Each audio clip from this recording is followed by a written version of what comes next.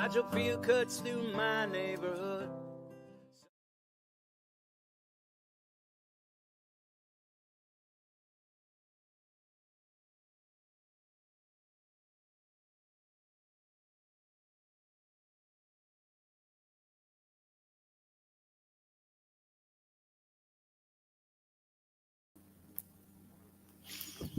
Hey everybody, I hope you can hear me.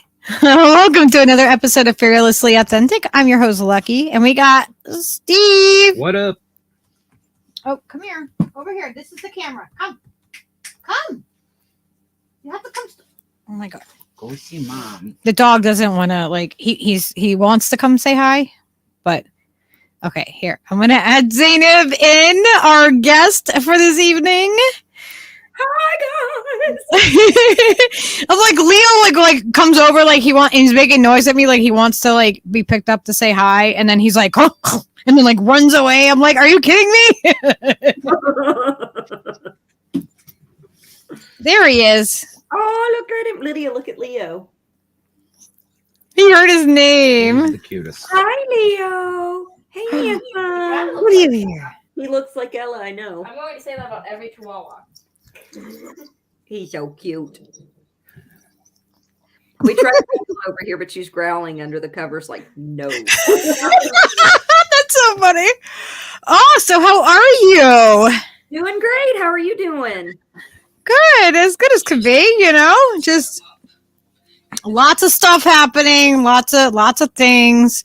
But I thought, man, we can just we need to have a fun stream. We need to have something that's that really just is a kind of a free for all. And let's talk about ghosts and spirits and paranormal and our experiences, and are they real? What do you guys think? I want to know what you guys think about them, because Steve is totally skeptical about this stuff. 100%. He is totally skeptical. He does not and I'm I've communicated with him, so I've had a completely different experience. Him in the little orange cord. The orange phones like to be charged. They do. So for me, I can say from my own personal experience, since I was a kid, I've always seen things, heard things, known about things. My daughter's the same way. She's, you know what I mean? My grandmother was really she felt like it was a thing. My mom, not so much. She just didn't really ever talk about it. But my grandmother was the same way, very sensitive, and she loved psychics and she liked what was her name? Sylvia Brown or something. Sylvia Plath, the poet? No, I was gonna say she was a psychic lady, I think. I feel like her name is Sylvia Brown or something. Oh, I think she was an Oprah person. Miss I don't know. what was her name? Agro. What the hell was her name? You remember? Miss Khalil or fucking Miss something. Cleo? Miss No, Cleo, yes. it wasn't Miss Cleo. That's what I was thinking. She's a psychic lady on the telephone. All for 99 cents a minute. Yeah. Oh my gosh. Angela said Sylvia Brown was a famous psychic. Yes. See, Angela for the win. See, you guys know what you're talking about. I'm it was Miss Cleo. They said she was a fake. That's what Aggravated said. I don't know if she was fake or real, but I just know my grandmother was really into she was really into psychics and just the that stuff. She didn't really do anything with it or go out on investigations or anything. But where are you stand with it? Well, I'm thinking about what Lady Alex. Hi, Lady Alex. Hi, Jira. Hi, Snow Leopard. Teresa. Aggravated. All of my peeps are here. I know. But I and Devin. Sorry, I didn't mean to leave you out. But Lady Alex says, I believe in what I experience, and was kind of talking about how they don't really believe in this kind of stuff. And I get where that kind of comes from. You know, you haven't had these experiences many times in your life. And I'm going to tell a story later on about, you know, someone that my ex-husband was very, didn't believe in any of this stuff, atheist, you know, this, and then stuff started happening and he was, what the hell is this? So until you kind of experience it, or you see something, or you experience something completely out of the normal, then I understand. But I grew up with it. You know, I used to, I'm from Appalachia. So it's also kind of a part of our heritage, and I'm Iranian on top of that. So like getting it from both ways, where people kind of believe in the very, very spiritual things. But we would have stories, and I don't even like saying it, but we would have stories of like mimics in the woods, and we would have stories about like, you know, ghosts, Native American ghosts, or just spirits, and kind of like how to trust your gut. Like there's Appalachian witches, they call them, and they do a lot of like herbal healing and things like that. A lot of the old ladies know how to, you know, like treat a bee sting or something. Some of it's like total doesn't even work, but some of it is like rooted in medicine. But then there's also the spirituality aspect. So I've been doing tarot since I was probably like 16 or so. Oh yeah. But even before that, and maybe it's because I had a rough childhood, you know, there was abuse and other things that happened in my life when I was growing up. It was really hard. I was in and out of foster care a few times. Hi, babies. So I'd heard that sometimes if kids are exposed to that kind of trauma, it can, you know, heighten your senses. But ever since I can remember, and my mom says ever since I can remember, I was creepy. We were talking about it the other day. It's like, okay, thanks, Mom. Yeah, I remember about how I would see things that were not there and talk to people not there, and it didn't feel like it was just an imaginary friend. It felt like I was having a legitimate conversation with a grown-up because of the kinds of things I would say. She was like, mm-mm. So I remember being, I'm getting a weird echo. Did it stop? Stop. That was weird. Okay. So I remember being a kid and not really like understanding completely what I was like seeing. So the way that I was raised is when I was 4, my mom and my stepdad married, and he was in the military, he was the Coast Guard, and they left Washington State and left behind all of the family that I knew from like either side of my family. Like I was close with family, and I was just, you know, like my mom and my dad basically just like came to like an agreement. And yeah, like so she left with me, like just took me. And we lived in like we moved to Louisiana. We lived in New Orleans. That's where my sister was born. And then like later on down the road. Huh? I love New Orleans. Yeah, I lived there when I was really little. I have crazy memories. I was telling Jared Brown about how I used to like to catch lizards. And so like, you know, and then eventually we ended up on a Coast Guard island. It's called Governor's Island, and it's off the coast of New York, right off of like, you know, the island. It's right by Staten Island and Ellis Island and all that. It's about a mile around radius. And so this is an old like military base that's in New York. And let me tell you, this old military base, there was an old stockade in that military base. And there was like, I mean, I played in a moat, a real fucking moat. Like, in a real moat. My friend lived on the fort that, you know what I mean? They shot cannons. It literally was like it was revolutionary war. Yeah. Prior to Wild. Pre-Revolutionary War, you know, so I remember like, so I would see people like on the island. And I remember I was like, you know, like 9-10 years old, and I'm just like, I don't talk to anybody about this. They're not gonna like. I'm like, I'm just observing. I'm like, oh, I see people. I see dead people. Like as a kid, and like I remember going through the stockade as a haunted house. Yeah, I saw more than just a regular haunting. I saw actual like dead people in this stockade. I mean, I'm sure to this day it's probably still haunted.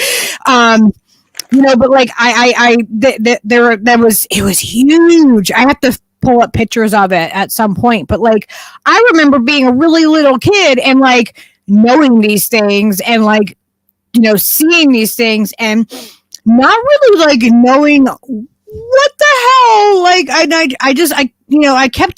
kept to myself a lot with like when it came to like my mom and my stepdad, kind of because I was the stepchild that was reminded every day that I was the stepchild. Like like it was not a comfortable like time for me. Like I was a 10-year-old, I would ride the ferry back and forth to New York and stuff, and like like that was like my time. You know what I mean? Like I spent a lot of time just doing me and hanging out with other adults besides my family. But yeah, I would see like spirits on that island, and I remember like there being a real concentration of them. Like, and it was really, really freaky for me. Some areas tend to, I feel like, have more energy than others. To me, with my experiences, be some places that my intuition just spikes up, and I'm like, I got to get the hell out of here. And places that you feel a lot of peace in. But I feel like different places have different energy to them. Oh, absolutely. Absolutely. It really depends on like places where there's been a lot of trauma or like things have happened, a traumatic event is where I've always noticed like more activity. Like what you know what I mean? And I feel like, people are like, well, then wouldn't you see like, everybody and dinosaurs and animals. I see animals too. Do you see animals? I see animals before, but it's interesting because in Appalachia it's really common to like hear noises or see things. Like we've seen my sister and I one time saw like a white coyote, completely white, but it didn't feel right. It was like looking at us, and then like we looked away and we looked back, and it should have been like running through the woods in front of us. It couldn't have like left us in that split of a second because we were in the middle of a field. We would have seen it go and it was gone, but it stared at us for a good like 30-45 seconds. We're staring at this white coyote. It was cool. It like wasn't really scary, but when it like wasn't there anymore, we were like, where did it go? It was kind of wild. That is crazy. I'm going to see if I can find a picture of the stockade to show you guys. Because it is scary, creepy. Like, yes, I found a picture. Okay. I'm going to show you guys some of these Governor's Island ones. I want to do a stream like on during World War or during the Civil War. I believe I have to. Yeah, we have to look up. I have to see the exact dates. I don't know them off the top of my head. I have pictures of them. It was built in like 1600 or something. Yeah, I forget what year it was. Yep, I don't use that word. Don't say it.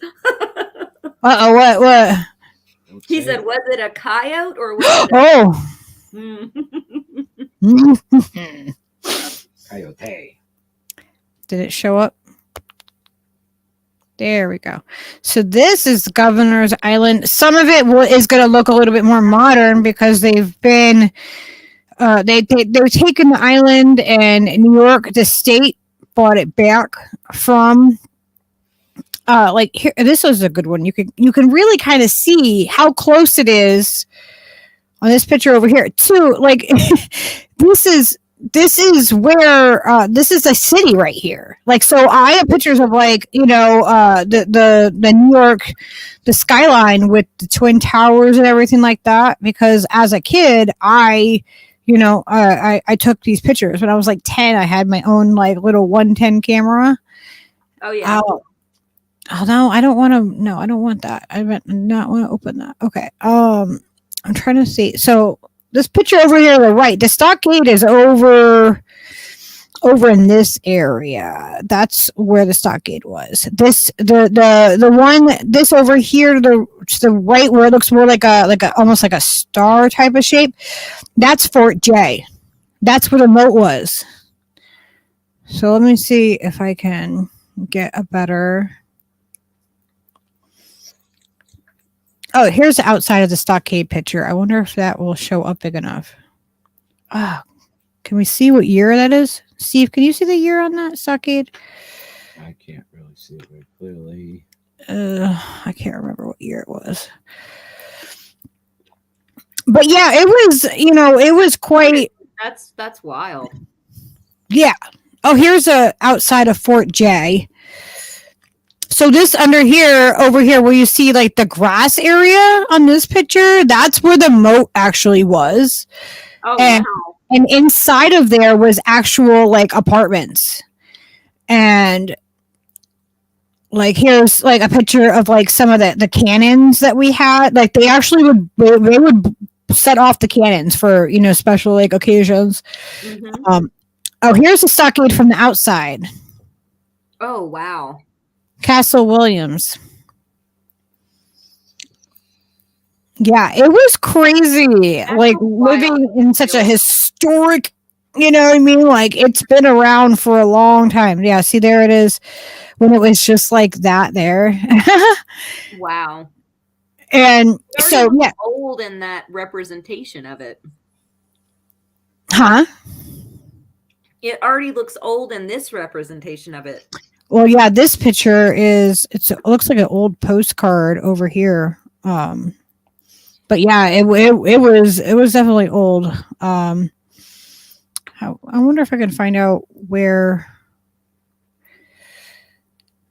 So yeah, like this even shows. I'm gonna have to do a whole thing on it. Like this is the bays for the ferries. So like one of them was for the Coast Guard, the island, Governor's Island, and one was like for like Staten Island and stuff like that.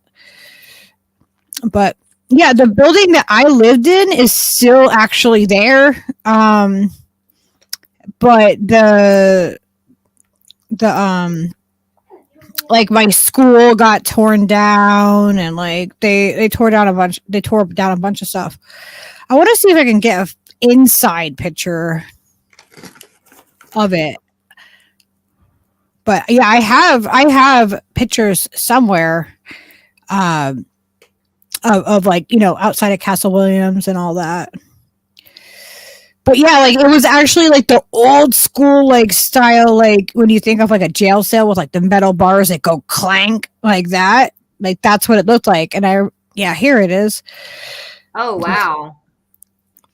And it was like, yeah, so it's like huge in this open center area, but then inside like where it looks like it's all like, like windows and stuff there now, but like that is where the jail cells were.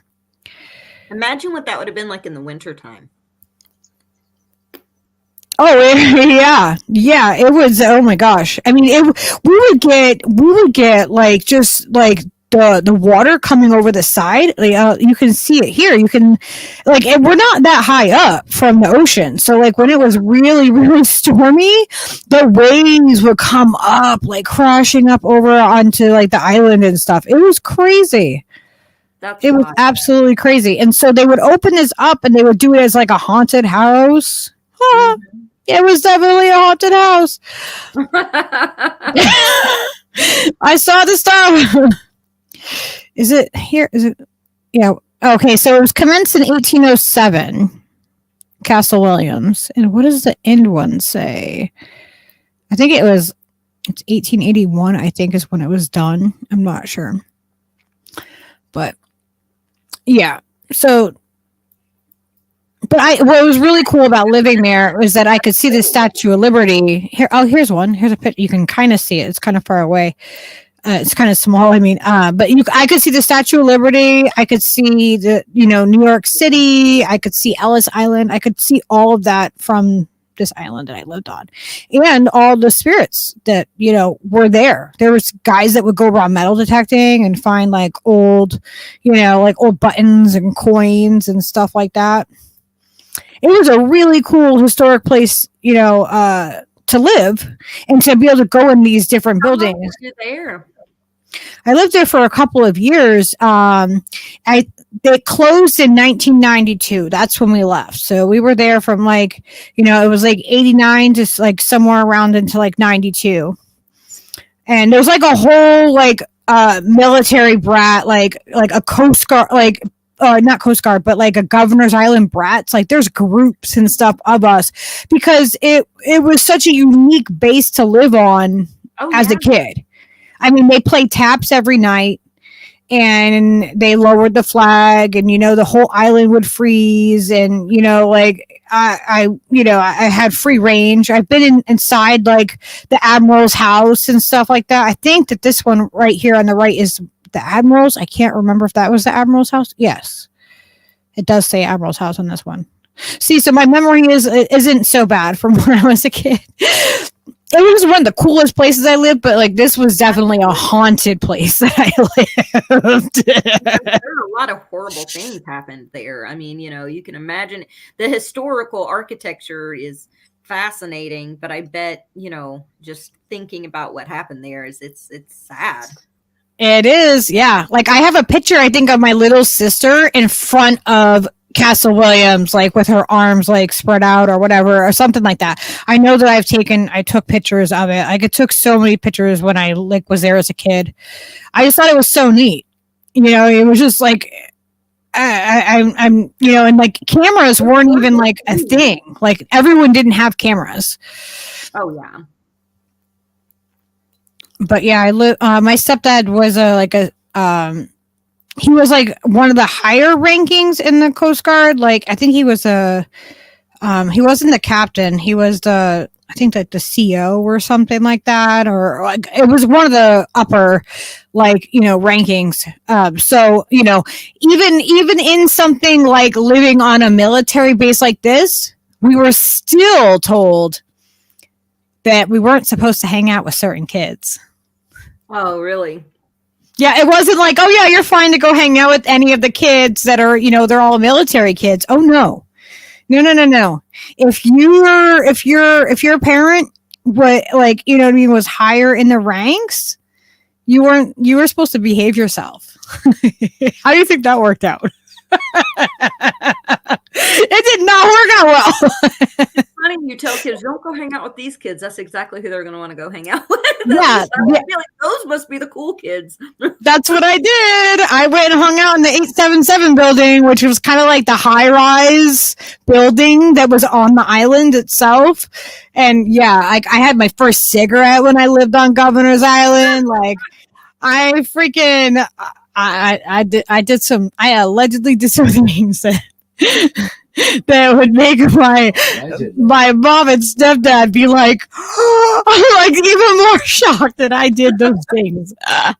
Where's my shock face? I have a shock face down here. You have a shock face? Yeah, I'm gonna put it in the chat so people know I'm shocked. But yeah, I feel like certain places like that are historic like that have like that have trauma or war or a battle, like the energy concentration and the more likely you are to have some kind of like experience, you know what I mean, because that energy like kind of like gets trapped in those areas.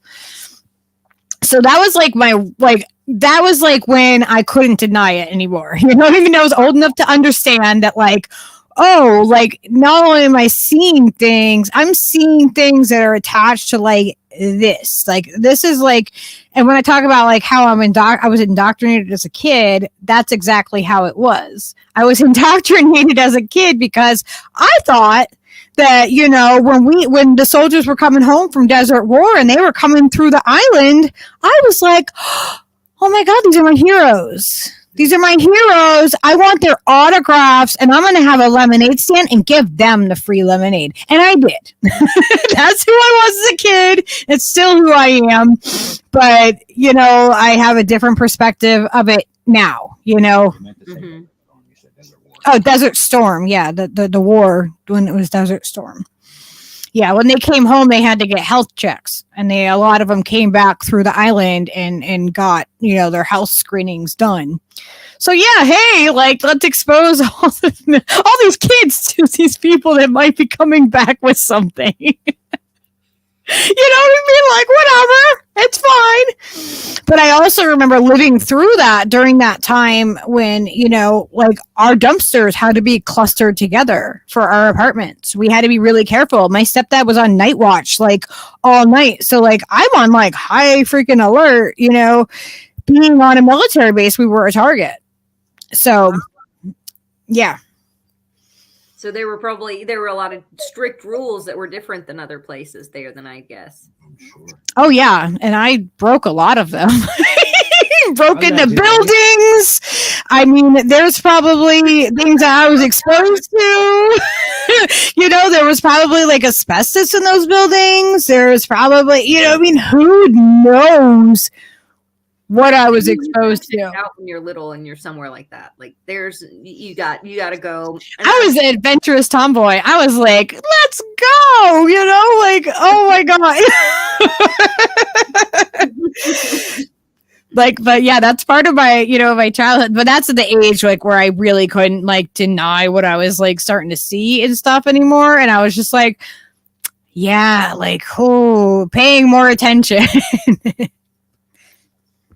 And so there are some places like that, you know, I can go to that are historic places and really enjoy it. And then there's others that just give me such a bad vibe. I won't go. Like, I don't like to go somewhere that I could draw. That this is going to sound, people are going to really judge this, but I'm going to say it. I don't like to go places where I feel like something could draw something in or follow me home, because I feel like it's a real thing.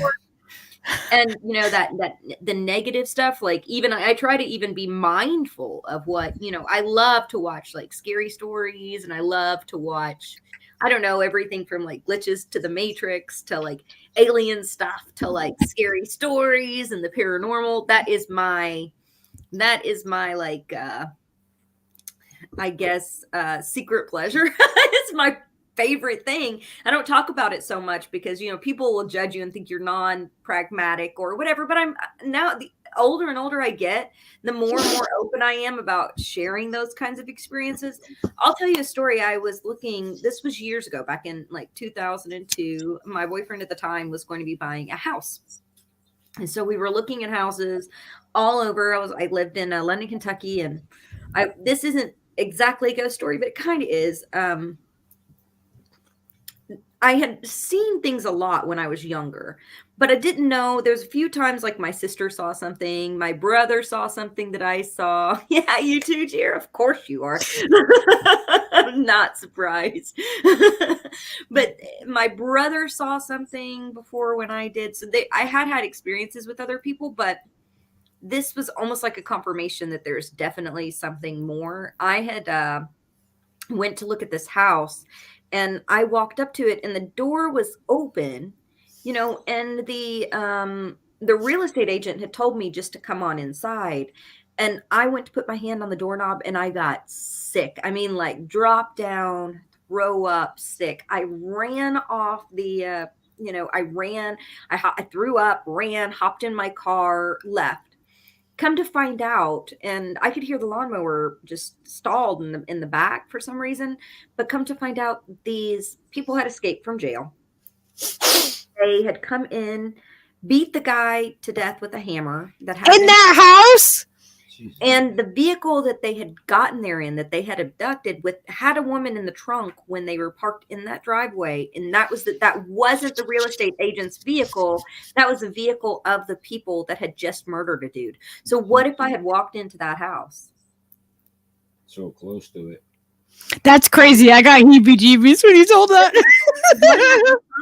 This was another time when I was like looking for houses in London. I don't know, but London's kind of rough. But anyway, I was beautiful there, but it's rough. But I was back then, you know, but good people too. But anyway, I was driving down this road called Willie Green Road. That was the name of the road. And we got to like this curve in the road. It was a pretty steep curve.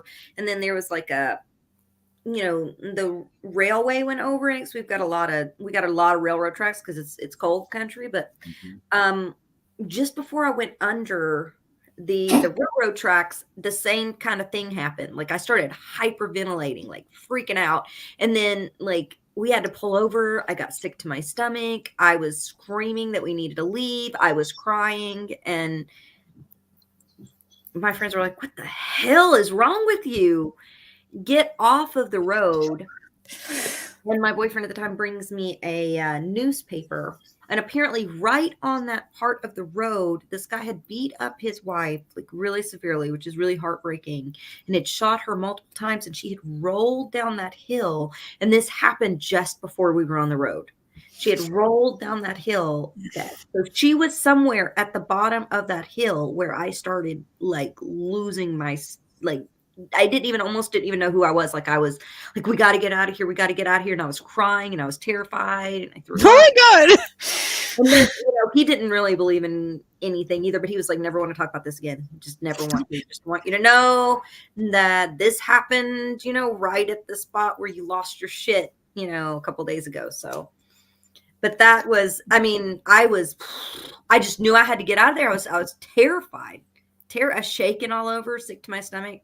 And so, I kind of rationalized it to myself. I was like, okay, 2 really bad things happened. Maybe I smelled something as a human being, right? Maybe there was some kind of smell or some kind of like chemical that was released by the other people involved that I could sense, kind of like animals and stuff can sense things. But I can't really explain it. We just know. Yeah. It felt like everything in my being was telling me to leave. It felt like that. That's crazy. Yeah, I had a million stories, but those are 2 kind of the weirdest because they're not exactly a ghost story. It's more like a feeling, and then there was like a confirmation to it that I was right about my feeling, but it was really strange.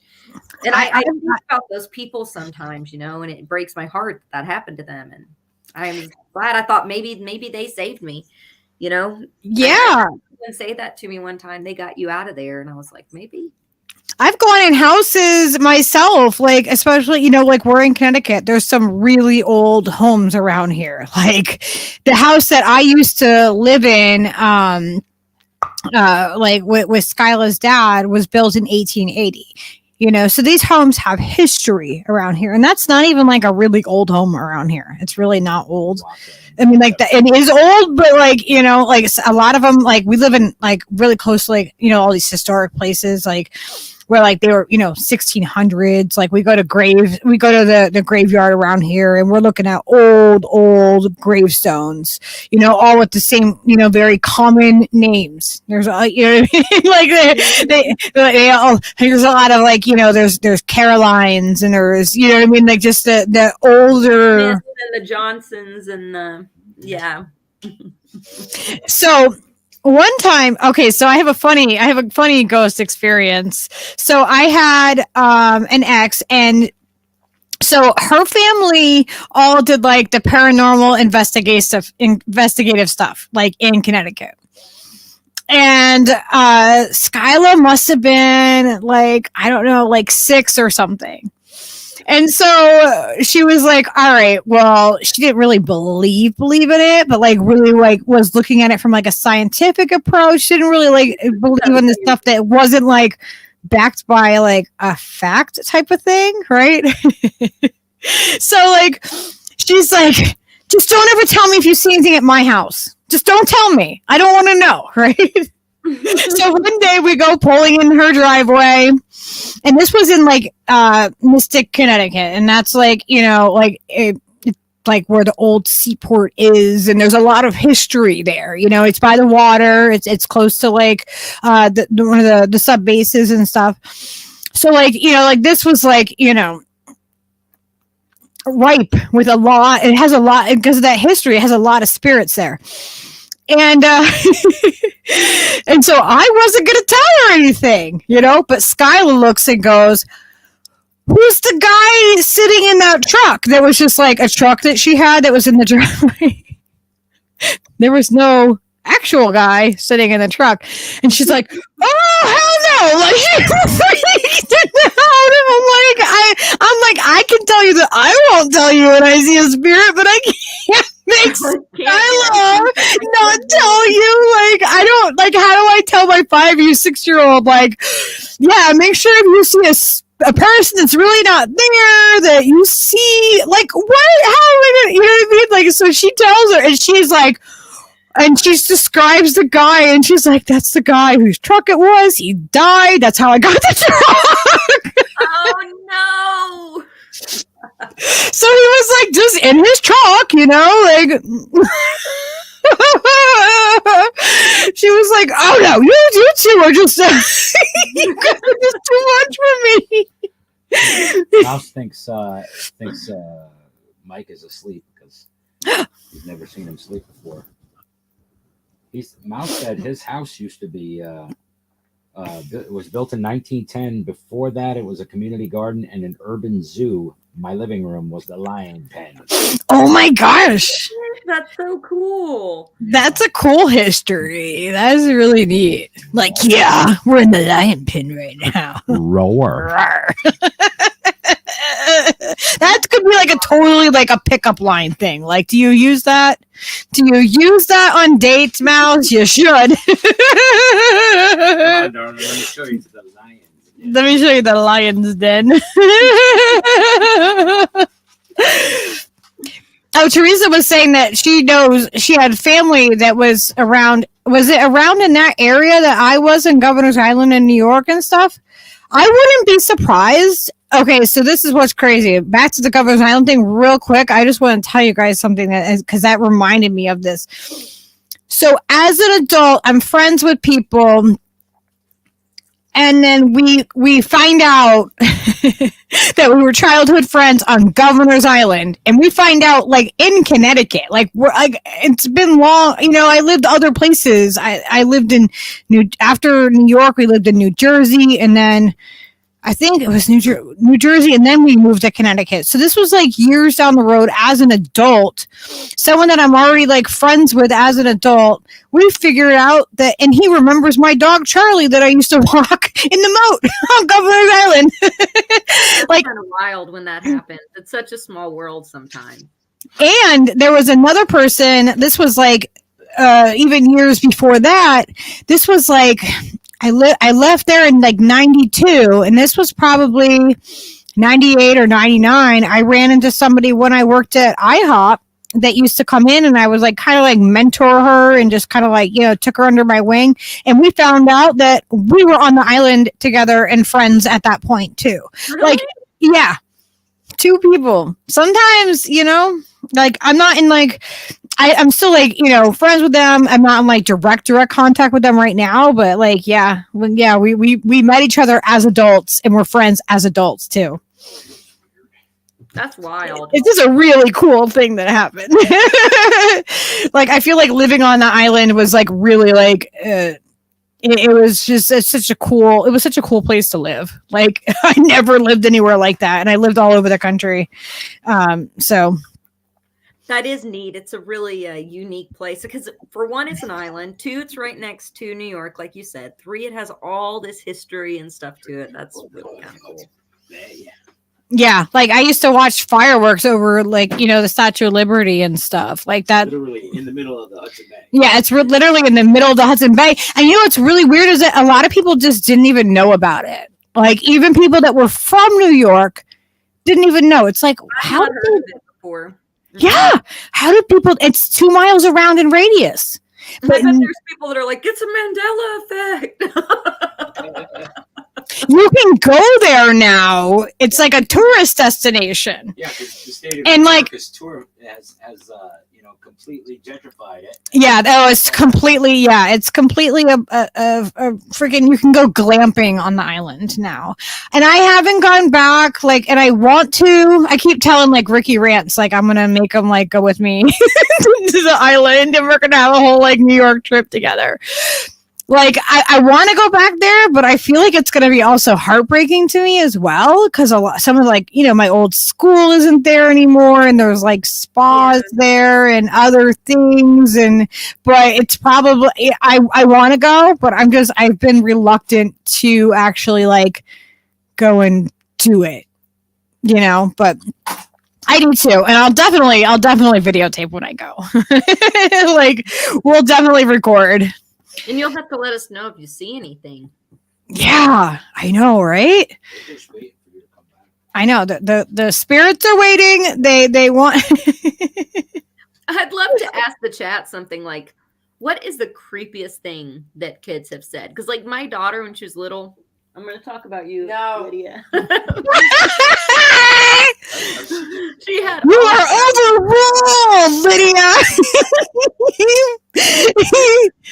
She started talking early, and then she started doing math at like literally like 12 months. So like it was wild. She was super bright.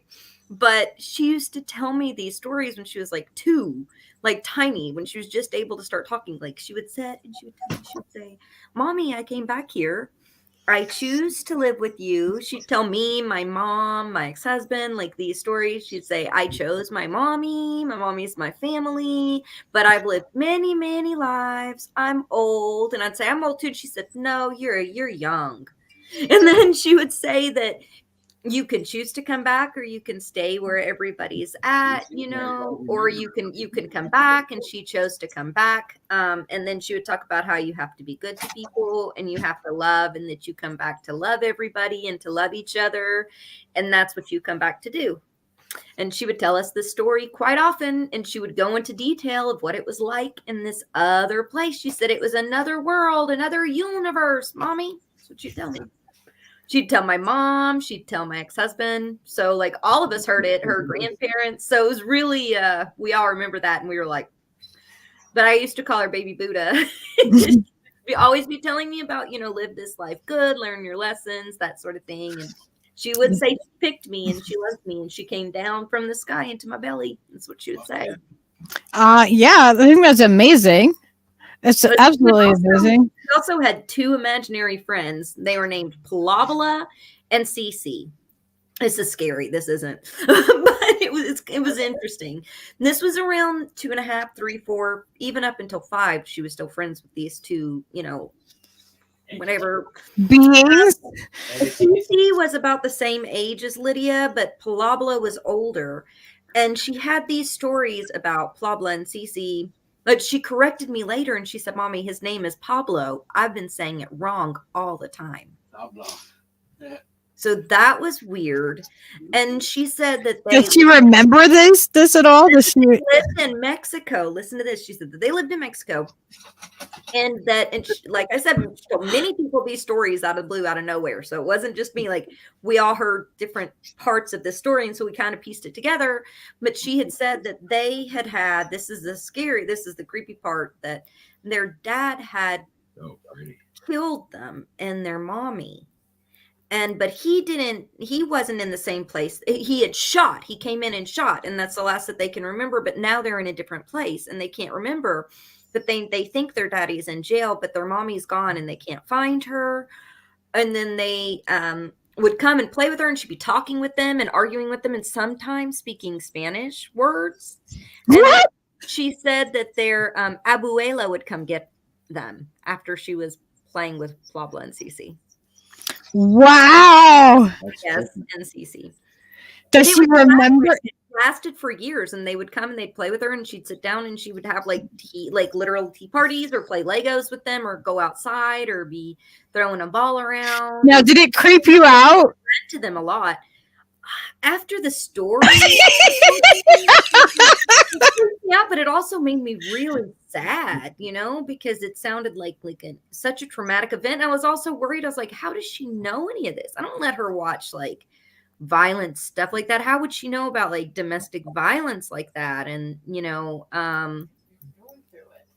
we were going through it, but it wasn't quite like that. It wasn't to that extreme, but it was really interesting. But maybe that's why maybe they were comforting you, because we were going through a hard time. Yeah. But it was really interesting. And, but she seemed to love them and have fun with them, except for when she would argue, when Cece and Pablo would argue. They would argue sometimes, and Lydia would get frustrated and be yelling at them. But yeah. And I found out that Cece is also like a very common Hispanic name. So it was just really interesting that these 2, they had a whole like background, from Mexico, and their abuela would come and say, "It's time to go. Play date's over." Oh my gosh, you see this comment from Mouse? I had a housemate who said he could walk in the air until his parents caught him doing it and told him it was wrong. It never happened again. What? Crazy sauce. I don't put anything beyond anything. At this point, I'm like, we're on a freaking planet floating in the middle of outer space. I mean, like, anything is possible, right? I can walk in the air. Well, at very fast speed. Yes, Steve. Yes. I always forget to say the speed part about Well, it that. kind of matters. We're not just floating in space, just leisurely, like on a No. pond. We're fucking moving through this fucking universe, and everything else around us is going really fast. That's what's happening. It's easy to lose sight of that. Now, do you still like have like sensitivity to like spirits? Do you see them like on any regular basis, or is it like, do you feel like you can kind of like turn it off and turn it on, have more control over it than you used to? I would sometimes, well, I would do this thing when I was younger, like very young, where I would see like a black figure like at the foot of my bed or in my room. And when I first heard the song, you know, one of the very first songs by Black Sabbath, I was like, oh, it happens to other people. But I would see shadow figures a lot when I was little. Yeah. That shit was scary. I couldn't go back to bed. I did not like the shadow figures or the feeling. But sometimes I would just see people that were just standing there in my room, either at the foot of my bed or just standing in the doorway looking at me. Like everything from kids to adults, they would just be standing there looking at me. Sometimes I was scared. Sometimes I was comforted. It was always a different feeling, but they never talked to me or anything. One time I saw a woman standing in the doorway at my roommate's house. I was living with her. She had no pictures of her mom anywhere in their house because her mom had died of car accident and she missed her. And it was her mom's birthday, sometime around this time of year, I remember. And I was asleep in the bed and this woman came, and I remember kind of being awake, like waking up and seeing her and staying awake and then going. But she was standing in the doorway, but I wasn't scared. It was like a maternal feeling and like a kind feeling. It was nice, and it was really comforting, actually. Well, a couple days later, my roommate brought out some pictures of her mom because she was celebrating her birthday, and that's who I saw in my doorway. Beautiful woman, long blonde, curly hair, you know, green eyes, like really pretty. But that's who I saw. It wasn't scary. I've had those type of experiences. I had that experience because I didn't want it to, like, I don't know, hurt her feelings or something, or to feel, I didn't know if she would be comforted by it or like saddened by it, you know?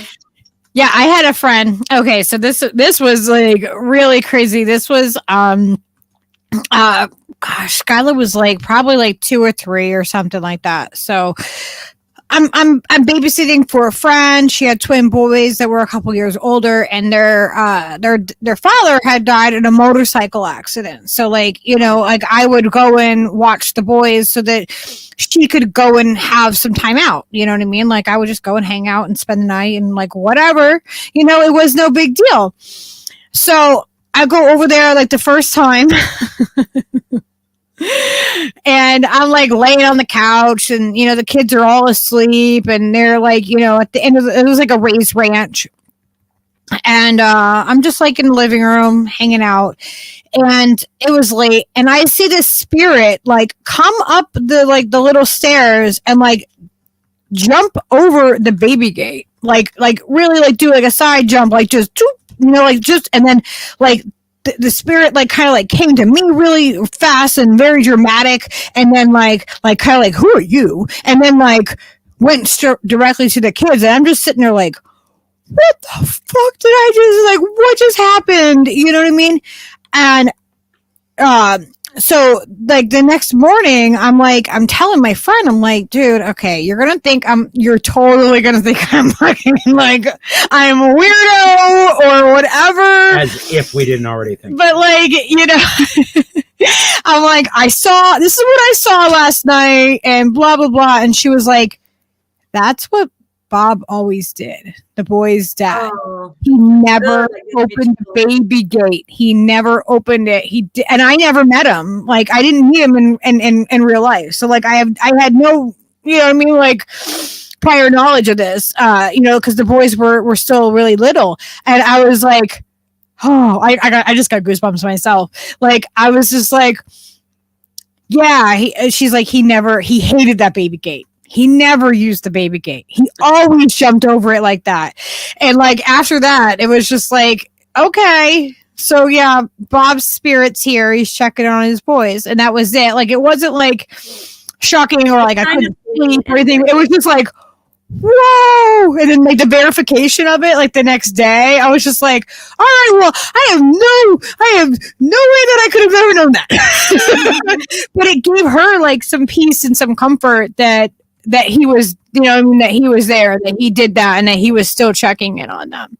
So, you know, like sometimes I get like something like that will happen. A lot of times it's like from somebody's loved one that's passed, that, and people I never met, and I'll get like feelings like that. Like a different friend of mine, her boyfriend had died, and you know, she was just, I mean, it had been a while since he had died, but like she just was still in that like just really raw grief stage. Like it just never, it was never less intense for her. You know, I mean, like she just always stayed at that heightened level of grief. And I'm in her house one day, and I'm just like, I see this spirit come up behind her and like just hug her in this way, and like did like there were certain mannerisms that he did, and I'm like, oh, okay, I need to tell her this. Like I felt like I was shown it for a reason, so I tell her, and she's like, that's exactly what he would do to, like, you know what I mean? Like, and it was like I described exactly like how he would always mess with her when she was doing the dishes, and like that was exactly what he would do to her, and like it was like it played out in my mind like a movie in front of me, and then I was able to tell her, and she felt comfort from hearing that, and it made her feel better, and it actually helped her in her healing process. You know what I mean? Like both of my friends with that kind of experience, and so like I don't see it as like a negative. You know, I think it's great that was able to give them some comfort and, you know, help them to feel better. Hey, Josh Davis, what's up?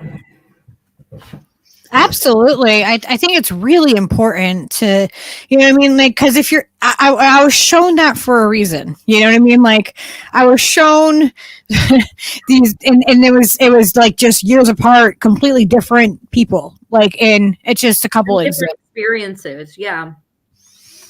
But it's the same type of thing and the same kind of like comfort and feeling. And then I've had people come to me like, in my dreams too. Have you had dream experiences with spirits and stuff? Very much so. I mean, one of the most recent ones like was with my mama and my papa when I was going through a really hard time last year. I dreamed that I was sitting on the front porch with them, and my papa was a lot younger, and my mama was cracking green beans. Like she always did. She always have like an apron full of green beans, and then she'd be cracking them, you know, and stringing green beans. And the porch was so nice. It was warm. I could smell honeysuckle, and they were just sitting and talking to me about, you know, getting my stuff together and how much they love me and how much everything is going to be okay. And probably this is really weird. I probably shouldn't even share Even if it is our brains doing it, I don't care. If it brings you positive, then that's good. As long as it feels like, you know, I mean, but I don't know. I mean, I kind of believe that, and this is just a belief, that, you know, we do travel when we sleep, and that we do go. And I know, Lucky, you and I were talking about this the other day, that we do go maybe to different places or different realms. Oh, astral projection is, and like dream walking, maybe different dimensions. I think that we don't understand consciousness. We don't really understand what happens. We don't understand that spark. We don't understand its uniqueness, and science hasn't been able to explain it. What we do know is that we have been able to test over and over again that matter is different when observable and not. So somehow our consciousness has an impact on the universe, and we don't understand it at all yet. Like, it's blown scientists' minds, but where do you go from there? Like, and so there are a lot of testing and a lot of research being done about consciousness right now. But I think we're just on the cusp of truly understanding it. And I think it's a part of something that's kind of beyond this third dimension that we think of the world as. well, Okay, honey. I mean, they say things like, you know, if you carry a lucky penny, then you're more lucky. right? Like, because you believe in that and it's the intention of it and all of that, all that matters. So if that matters, and if we're more lucky because we believe in something like that, then you're fine.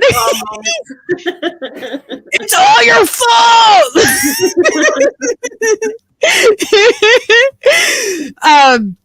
You know, like, so if that intention matters that way, then I would think that our collective conscious, if we are, you know what I mean, then if we all decided like we're going to heal the world and the planet, and we all actually had that collectiveness to do that, I feel like we could make a change. I feel like that's a thing that does matter. And that we could do it, but there has to be enough people that actually believe it to do it. Yeah, I agree with that, Mouse. Yeah. The idea that Julian Assange lost his appeal is just, you know, it was kind of predictable, and we sort of all knew that was going to happen. And, you know, what else is it going to take to get everybody fucking motivated to see this man freed? I mean, he's literally in jail for telling the truth.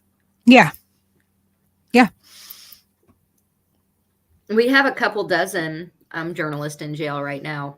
Yeah. And we also have like a lot of informants, like, you know, sources.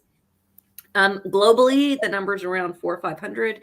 In the United States, it's still fairly high here, you know, a couple dozen. But we've also got a lot of people like from Cop City and elsewhere being arrested under the Espionage Act and under a lot of the same laws that are being implemented to keep Julian Assange at bay. And it's like they set the precedent to make claims to extradite him, but those people are sitting in jail, actually in jail, some of them with very long sentences. So I think, you know, every time I think about innocent people, I always think about all those other people that aren't famous, that get no time, that get no support. And I feel like maybe if we used Julian Assange's name and we were able to also couple it with all these other names and all these other people, maybe we can uplift everybody and get them all out. Yeah, let's work on doing something like that. You know what I mean? Like maybe we can if we get all that information together, we should do like a show on it and talk about, you know, all of the political prisoners that we can find and try to elevate all of their names, because I think that's important. A really great idea, because I think there's a lot, and you know, we could start with some of the Cop City name, you know, the Stop Cop City protesters, you know. Yeah, I would love to, because I wanted to do some follow-up on the Cop City, and that would be a great way to tie that in. It would be a great way to tie in the information about Julian Assange, and, you know, we'll definitely, we can work on I can help you guys on the research end and stuff and send stuff to you. I'd be happy. Absolutely. That would be awesome. See how that works? Like, that's how easy it is. That is how easy it is to get me to be like, let's do a show on that. Devin, the malls are gone. I'm sorry. I have to tell you, the Abercrombie and Fitch is closed. Okay. Oh my God. Has he been out more? He says he has. I gotta tell you something though. I sent him the Alex Trainer Connecticut video. So he knows. Devin says my lucid dreams always get me lost in a mall, and what wakes me up is the fact that I never go to malls. You know what? Yeah, I love lucid dreaming. I love when I can dream and I'm in control and I'm able to, like, you know, like actually be interactive. It is the coolest thing. It is the coolest thing. Says that they can do Harner method of shamanic journeying. Yeah, there's a lot of no chemicals needed. I'm sorry. Astral projection. I'm sorry. Steve was talking. Sorry.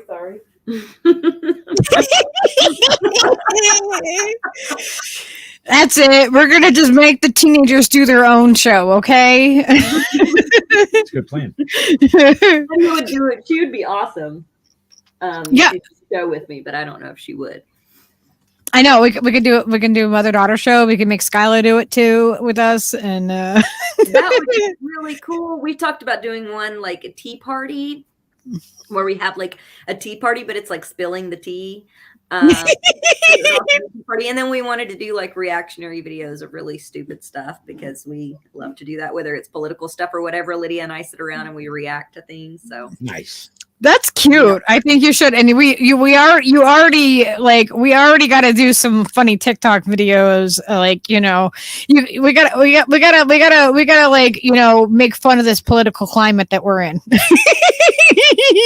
And Lydia can help. She can help write the script of how you're gonna, what mom you're gonna play.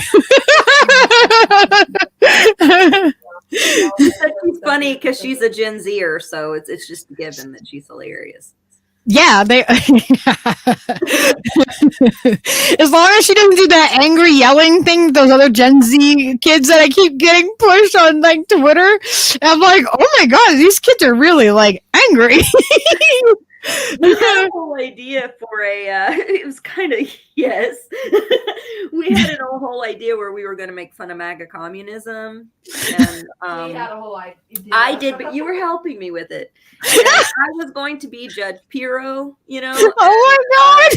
Pirro. I was going to have like my wine glass. Yeah, we gotta do some wine glass mom ones. Like, just saying. Like, cut away to Lydia, exactly, wine glass mom ones, and I was gonna cut away to Lydia and be like, "Have you ever heard of MAGA communism? It's the greatest new thing for Generation Z." oh my god. She's gonna be like all in her like beret with her like Che Guevara t-shirt, being like, "What the hell are you talking about?" That would be so funny. So funny. Oh my gosh. See, this is why we needed a show that wasn't about, just the heavy topics that we cover. You know what I mean? Like you go on a lot of shows and we cover a lot of heavy topics, and we like to really like dive into them and really like examine the topics. I have a question. Who gave Canada the right to hotbox the rest of the country? So their Canada's like, yo, listen, we're going to clam bake the entire, I know. Why can't it be at least weed that's burning? Come on. Right? It is. That's awful. Are you guys experiencing it where you are? Oh, Yep. yeah. This is like the third day in a row. Okay, so like if you ever went swimming in like a really chlorinated pool, right? Like on Governor's Island and places military brat, we always went. This is what it reminds me of. It reminds me of like gone swimming like all day or just even for hours in the heavy chlorinated pool, and then you like get that weird like fogginess in your eyes and they burn, and you look around and everything looks cloudy. That's how it looks outside, and it smells like fire burning, but it's like a weird smell. Like even when the stuff happened when in like wintertime in like East Palestine and stuff like that, like all the weather, that all came our way too. So like we smelled the chemicals then, and now, we're getting the wildfires here. Like I was getting like alerts on my phone about the air quality. Like I always keep windows open, and I had to close them because it was that bad. It just looked like it was like hazy outside, but it was cold. Like it wasn't like it was so eerie and weird, and you can see it, and like it's not really like cloudy, but it is cloudy. Like it's a foggy cloudy kind of thing. It kind of looks like, to me, when I looked outside yesterday, we were outside for a while. I was waiting for Sky at a doctor's appointment. He had a cough when he came back and last night. I could feel like congestion and stuff. It was like in the summer when it's really, really hot in August, and it's just super humid and hazy, and like all the little barbecue fires and all the things around you within a mile or two, like anything that's burning is just kind of hanging in the air. Yeah, like it hangs like low. That, but just like 10 times thicker. But cool out. And cold because it was blotting out the sun. And ultimately it was just. It was actually like blotting out, like it was making things colder. Yes. It was cold the last few days. It was supposed to be nice out yesterday, and it was when the sun came through, and the sun was strong enough, and the clouds kind of moved enough for the smoke to not block it. Mm-hmm. But no, it definitely. Yeah, it was weird. It was really weird. It was eerie. We didn't get as heavy as the smoke in New York. Like their rate, they're like, like they do the index numbers. The New York had 170 and everyone, I mean, most people saw the pictures. Yeah, You know, crazy. Okay. Apocalyptic, man. it was 170. It was the index in New York. It was 150 here, and right now at this rate, like we actually have a air quality alert on my phone, and it's at 154. So it says it's about similar to yesterday at this time. It's a little bit worse than it was yesterday. It's nasty. I mean, Yeah. it's Has anybody here, seen any of those films? but I haven't experienced it, or I haven't noticed the haze, right? Like I can't see it. And I know that it says that I'm looking now that there's air problems in Louisville, but I didn't notice the haze anyway, but I have noticed that the moon when it was up was almost orange the last 2 days. And that's Yeah, it was supposed to be a red moon anyway. That's what they say. Mm-hmm. Yeah.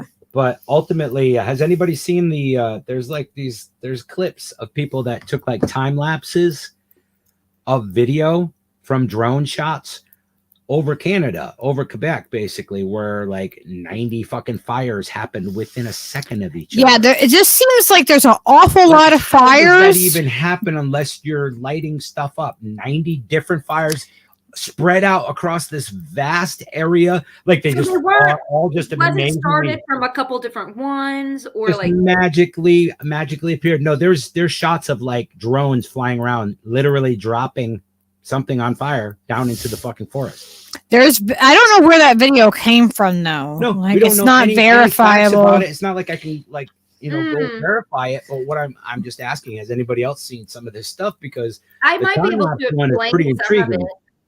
I might be able to explain some of it. I'm not saying, that there's not a possibility that it's something else, but I do know with these fires, they were trying to help to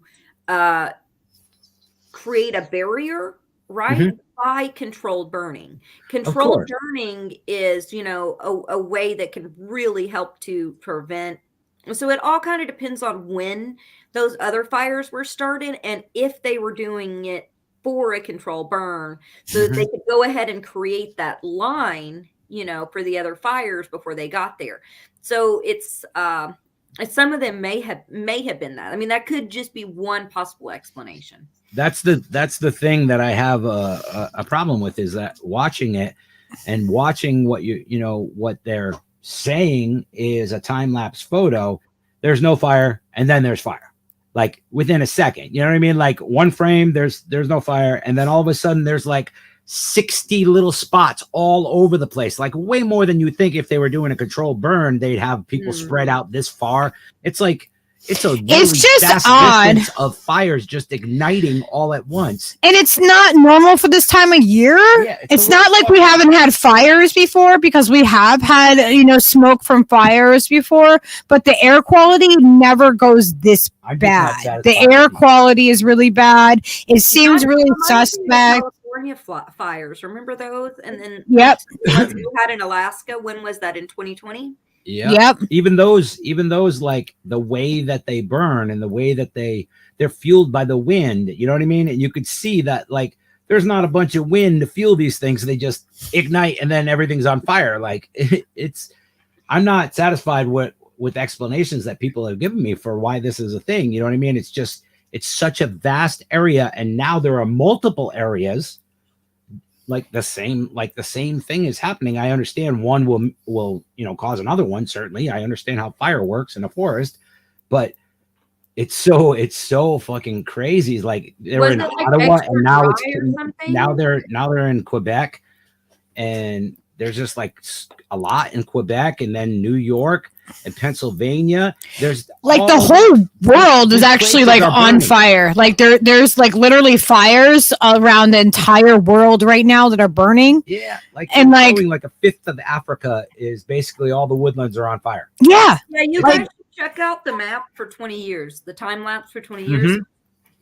Every year there's like thousands of forest fires that are never reported, but there is a map that helps to track them. It's kind of like the okay. I'll definitely look a little bit. Close the door all the way for me, though, please. Okay. I was being a little too loud, sorry. But there was Mom, be quiet. Tell her. my boyfriend's trying to sleep, and it's his bedtime. He's got to work in the morning, so I'm trying to keep Oh. just a little. But there was what was I talking about? Oh yeah, the map. The map that it's kind of like, you know, East Palestine. What happened there was horrific, but there's 1,500 train derailments every year, and so people are like, "Oh my God, there's all of a sudden there's like all these train derailments," and it's like, I just that we're paying attention to them now more. I we're think watching them, and it's not to say that you're not that you know Steve's wrong or anything. I mean, there could be something going on for sure, but it is to say that the forest fire thing has been something that's been like extremely common. I did a story about it about 4 years ago, before the California fires, where I was tracking it globally, and every year there's like tens of thousands of fires all over the country or all over the world. That are they're not talked about, and the thing that's really upsetting is a lot of them are caused by like pollution. From like companies or from, you know, companies trying to burn waste or get rid of things. Industrial accidents. Global fires every year, like thousands of them. That was the thing that struck me about these fires is if you do look at the 20-year map, which I have, because there's like dudes on YouTube that are freaking out right now because it's way more than it has been for all these years. Area? Like, in different areas where it's just like these areas usually don't do this and they're on fire. So it's like, that's why I'm like, what the fuck is really actually happening? You know what I mean? And the way that they're ignited, you know what I mean? It looks like it's from above, like it's a direct energy fucking whoof. Now it's on fire. There you go. Here's 60 fires in 1 second that just started, you know what I mean? And they're like 80 miles apart. I mean, we can't say anything what it is for sure, but we're definitely skeptical of it. I'm definitely skeptical. Nothing wrong with asking questions. Right. And that's fundamentally, that's why I posed it at all. You know, this is a totally different topic and stuff, but I'm sure there's lots of ghosts that have happened because of the fires. So it's kind of tied in. We always go off, like we always talk about a wide variety of things, even if we like put it like, you know, like we're like, yeah, we're gonna talk about ghosts and paranormal and experience, you know, I mean spirits, like we can go off and talk about other things too. Yes, it might be Jewish space lasers, aggro, I'm not sure. We placed calls to AOC to find out if she knows anything about it. Yeah, I'm sure she'll tell us the truth. I'm sure she'll tell us the truth. Yeah, it's there's a lot of crazy stuff happening. Absolutely. Yeah, I'm just gonna, you know, I'm just gonna assume that it's space lasers because that's the safest thing. I mean, it could be. It very well could be. Maybe the ghosts are doing it. You know what I mean? Maybe they're coming back to like haunt us. MTG was just trying to find a way to talk about Jewish people so she could placate her Nazi base. She's like, okay, Jewish space lasers. That'll be the Mouse is like hide my anti-Semitism with. Yeah. The California rumor is that it's Chinese extermination to make rice patties. They're gonna make room for rice patties. Oh man, that's why the fires and the things. I have empathy for anybody anywhere dealing with any of these issues, no matter where they are, whether you know whether it's within the border of my state, my town, my like the country that we're living in and beyond. I have empathy for anybody who's suffering and going through things, and my focus is usually always about the children and keeping them safe, and and a lot of women's issues. Like that's where I like to that's where I like to I focus, because that's what I know and that's what I understand. And as a mom, as a human being, I want to protect I want to protect the kids. My children, speaking of which, are really busy tonight. Come on, honey. That's really a good point. Grey Walker said maybe it's just thawing permafrost and methane leaking out that's causing the fires. And I'm like, that's possible, except for that usually doesn't happen across all sorts of terrains. And this is covering like huge, vast tracts of land. It's Well, It's all the same. Here's the thing that's happening, right? Like we have all this like AI stuff that is like deep fakes, right? So like we have deep fakes of like everything, and things have been manipulated. Even like, you know, like the old like ghost hunters that would go out, like the taps people and stuff like that. Like they would manipulate the, you know what I mean, this stuff to make it more scary or this or that, or like, you know, we have to have this reaction. So like even when we see things now and we see like a footage of someone starting fires or, you know, a spirit or something, we have this immediate skepticism, just like the thing with the aliens that's happening, right? Like you know, like we joked about one of the thumbnails that Steve made. Actually, we blamed East Palestine on the aliens. Right. we were like, did the aliens do that to East Palestine? Trying to fucking distract everyone with during that time. Like that's the last time they pulled out the aliens, was when they were talking about that. They bring it out to cover things up every time, and like we have to understand that. Stunt that's documented in release documents from the CIA and FBI. It was actually used too, so they would use other things to cover up things that maybe could have been. Isn't it Operation Bluebeam? About aliens, I go. Why are they disclosing this? Like, what's the point of disclosing this to us right now? Like why now is what I want to. Does this coincide with? Yeah, what operation is this? Like, you know, like where does this kind of like, you know, where does this fall? Because that's the thing, is that even like as AI gets better, right? The more that we're going to question things, so we're going to see things with our own eyes. Unless we see things with our own eyes, it's going to be like there's going to be a large part of the population that might not believe that it happened. So like until it happens in your backyard, until you're affected by, you know, like the wildfires that are happening somewhere, until you see a spirit, until, you know what I mean, a train derailment happens in your backyard, until like they make it so like it's so focused on like until it happens to you. Yeah. It may be, you know, the aliens may not have landed until it happens to you, you know? Yeah, that's great. They create so much like, you know, they create so much of that, like, you know, discomfort of not knowing that people don't, like, they just ignore things that are major because there's apathy is easier. I don't know. Yeah. I've seen them build a 4-story high warehouse over a cornfield in a couple hours to cover a UFO crash, personally. And yeah, mouse.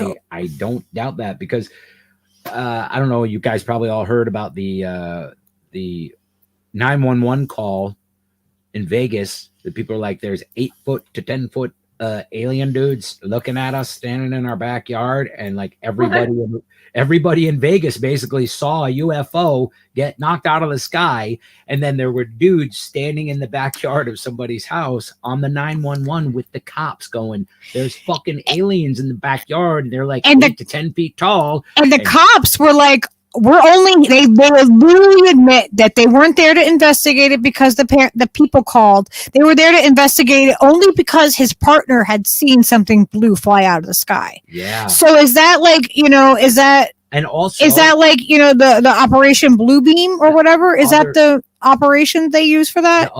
The other part of it is the fact that every single piece of footage that anybody could be showing right now has been snagged up and grabbed by the black SUVs that showed up and fucking took everybody's phones and shit. Like, that literally like is a thing that happens every time there's a big event like that. Like, oh, we got to minimize this as quickly as possible. At some point, though, there's going to be where they can't get all the footage. People will have footage, and it'll get out, and people will be like, wow, that's just. Well, here's one of the things that the government does and that the media does on purpose, because sometimes they will take UFO stuff seriously, but then as soon as it became a joke, even when they talk about serious things, they were laughing about it. Like those videos that were released recently, or a meeting in front of Congress, they were making fun of it. And I was like, they're having a meeting though about this with Congress. They just opened up 2 years ago, an investigative committee, and they opened up investigations in the CIA. So my question would be like, why are they reporting this? I'm still waiting to be FX. I know. I saw this comment. I'm like, oh my god. FX, that sounds a little kinky. I don't know. Brazil is another like crazy Let's hot think about spot. science. If there's, let's say there's 20 million people globally, 30 million people globally that have seen something. It's worth investigating it if people keep reporting it over and over and over again and have reported it for a millennia. And in hot spots. Worth investigating, but we're so trained by the media and everything else to laugh at people that have reports. I mean, the paranormal. It's in the pyramid, and the questions about reincarnation. All of these kinds of things are experienced by hundreds of millions of people. It's not anomalous, really. It's just we don't have a scientific explanation yet. But I believe that a lot of these. How are we ever going to get one, though? Millions of people making this stuff up all the time. Right. How are we going to get a scientific explanation if they always laugh it off? Like, it's a deadly circle with that. You know what I mean? Like, because like if they never take it serious, then they never have to investigate it, and then they just continue to laugh at people. Someone from the outside has And when it comes to someone has to personally experience it. And the military is running things like they're trying to do remote viewing and testing on paranormal, and they're testing on they've got kids right now, and this came out, the mainstream media was talking about how they have kids who have special abilities that they're doing testing on in the military. One of them was known to be able to, they have telekinesis of some kind. And this was on the freaking news. And I'm like, the military is like testing this stuff. But then when we normal people talk about it, it's a whole joke, even though it's literally part of something that the military does, on a regular basis. It's this like weird echo chamber double standard thing that happens. And like when it comes to the aliens, I think about it. I'm like, well, then why are there hieroglyphics that have depictions of aliens and spaceships on them if it's a new thing? I think that we might be alien to this planet. That this might not be our planet. That we might have been. Yeah, if we thought about it, I mean, who knows what other, whatever. We don't know anything. That's the thing. What we know is like a drop in the bucket to what the universe is. It's like a speck. It's like a speck of sand on the beach. That's how much information we have. There's all these crazy, like high energy, like sacred places that are like, things are strategically placed. Mm-hmm. There's freaking, why can't we go to Antarctica? Like, what are they afraid that we're going to see there? Well, I think the ancients. Oh, go ahead. The pyramids? Sorry, where I can't see you, I talk over you, and I don't mean to. Please go. No, that's okay. You just keep talking louder if I'm talking, because that's perfectly fine. I'm down with that. He tells me to do the same thing. I'm used to it. In fact, I encourage Lucky to do it because I'm not going to shut up. So if I hear you, then I'll shut up. So it's fine. Works out. Like even Antarctica. There's pyramids up there. They're under the snow. Like it's expensive to go there, and you can't just go anywhere up there. Just go there. There's very specific land grants between countries in Antarctica, and then they have that whole area that's kind of like off. And I'm like, why is that's a good question to ask. Why? I really think that there were cultures that ancient cultures are a lot freaking smarter than we give them credit for. It's such a Western, white, colonial, patriarchal bullshit to be like, we're the smartest, most evolved, most culturally advanced. Yeah, no. Ever lived. How the hell do we know? I love that idea. I had this concept like, what if all the amazing tech that these ancient cultures obviously had, right? What if all the like the mediums that they used were just organic material, like plant fibers, sentient trees, and whatever, you know what I mean? Not to get all like Avatar on it, but like think about that for a second. A tree has the same proteins behind its bark as we have behind our retinas that allow us to see. So like a tree could tell if you're wearing a pink shirt or a fucking green shirt. Like, yeah, isn't that crazy? it's trippy, right? So if Really? those guys, yes. So plants are sentient beings, just like animals, just like us. So everything on the earth is sentient, right? And it's already connected to the matrix of everything else.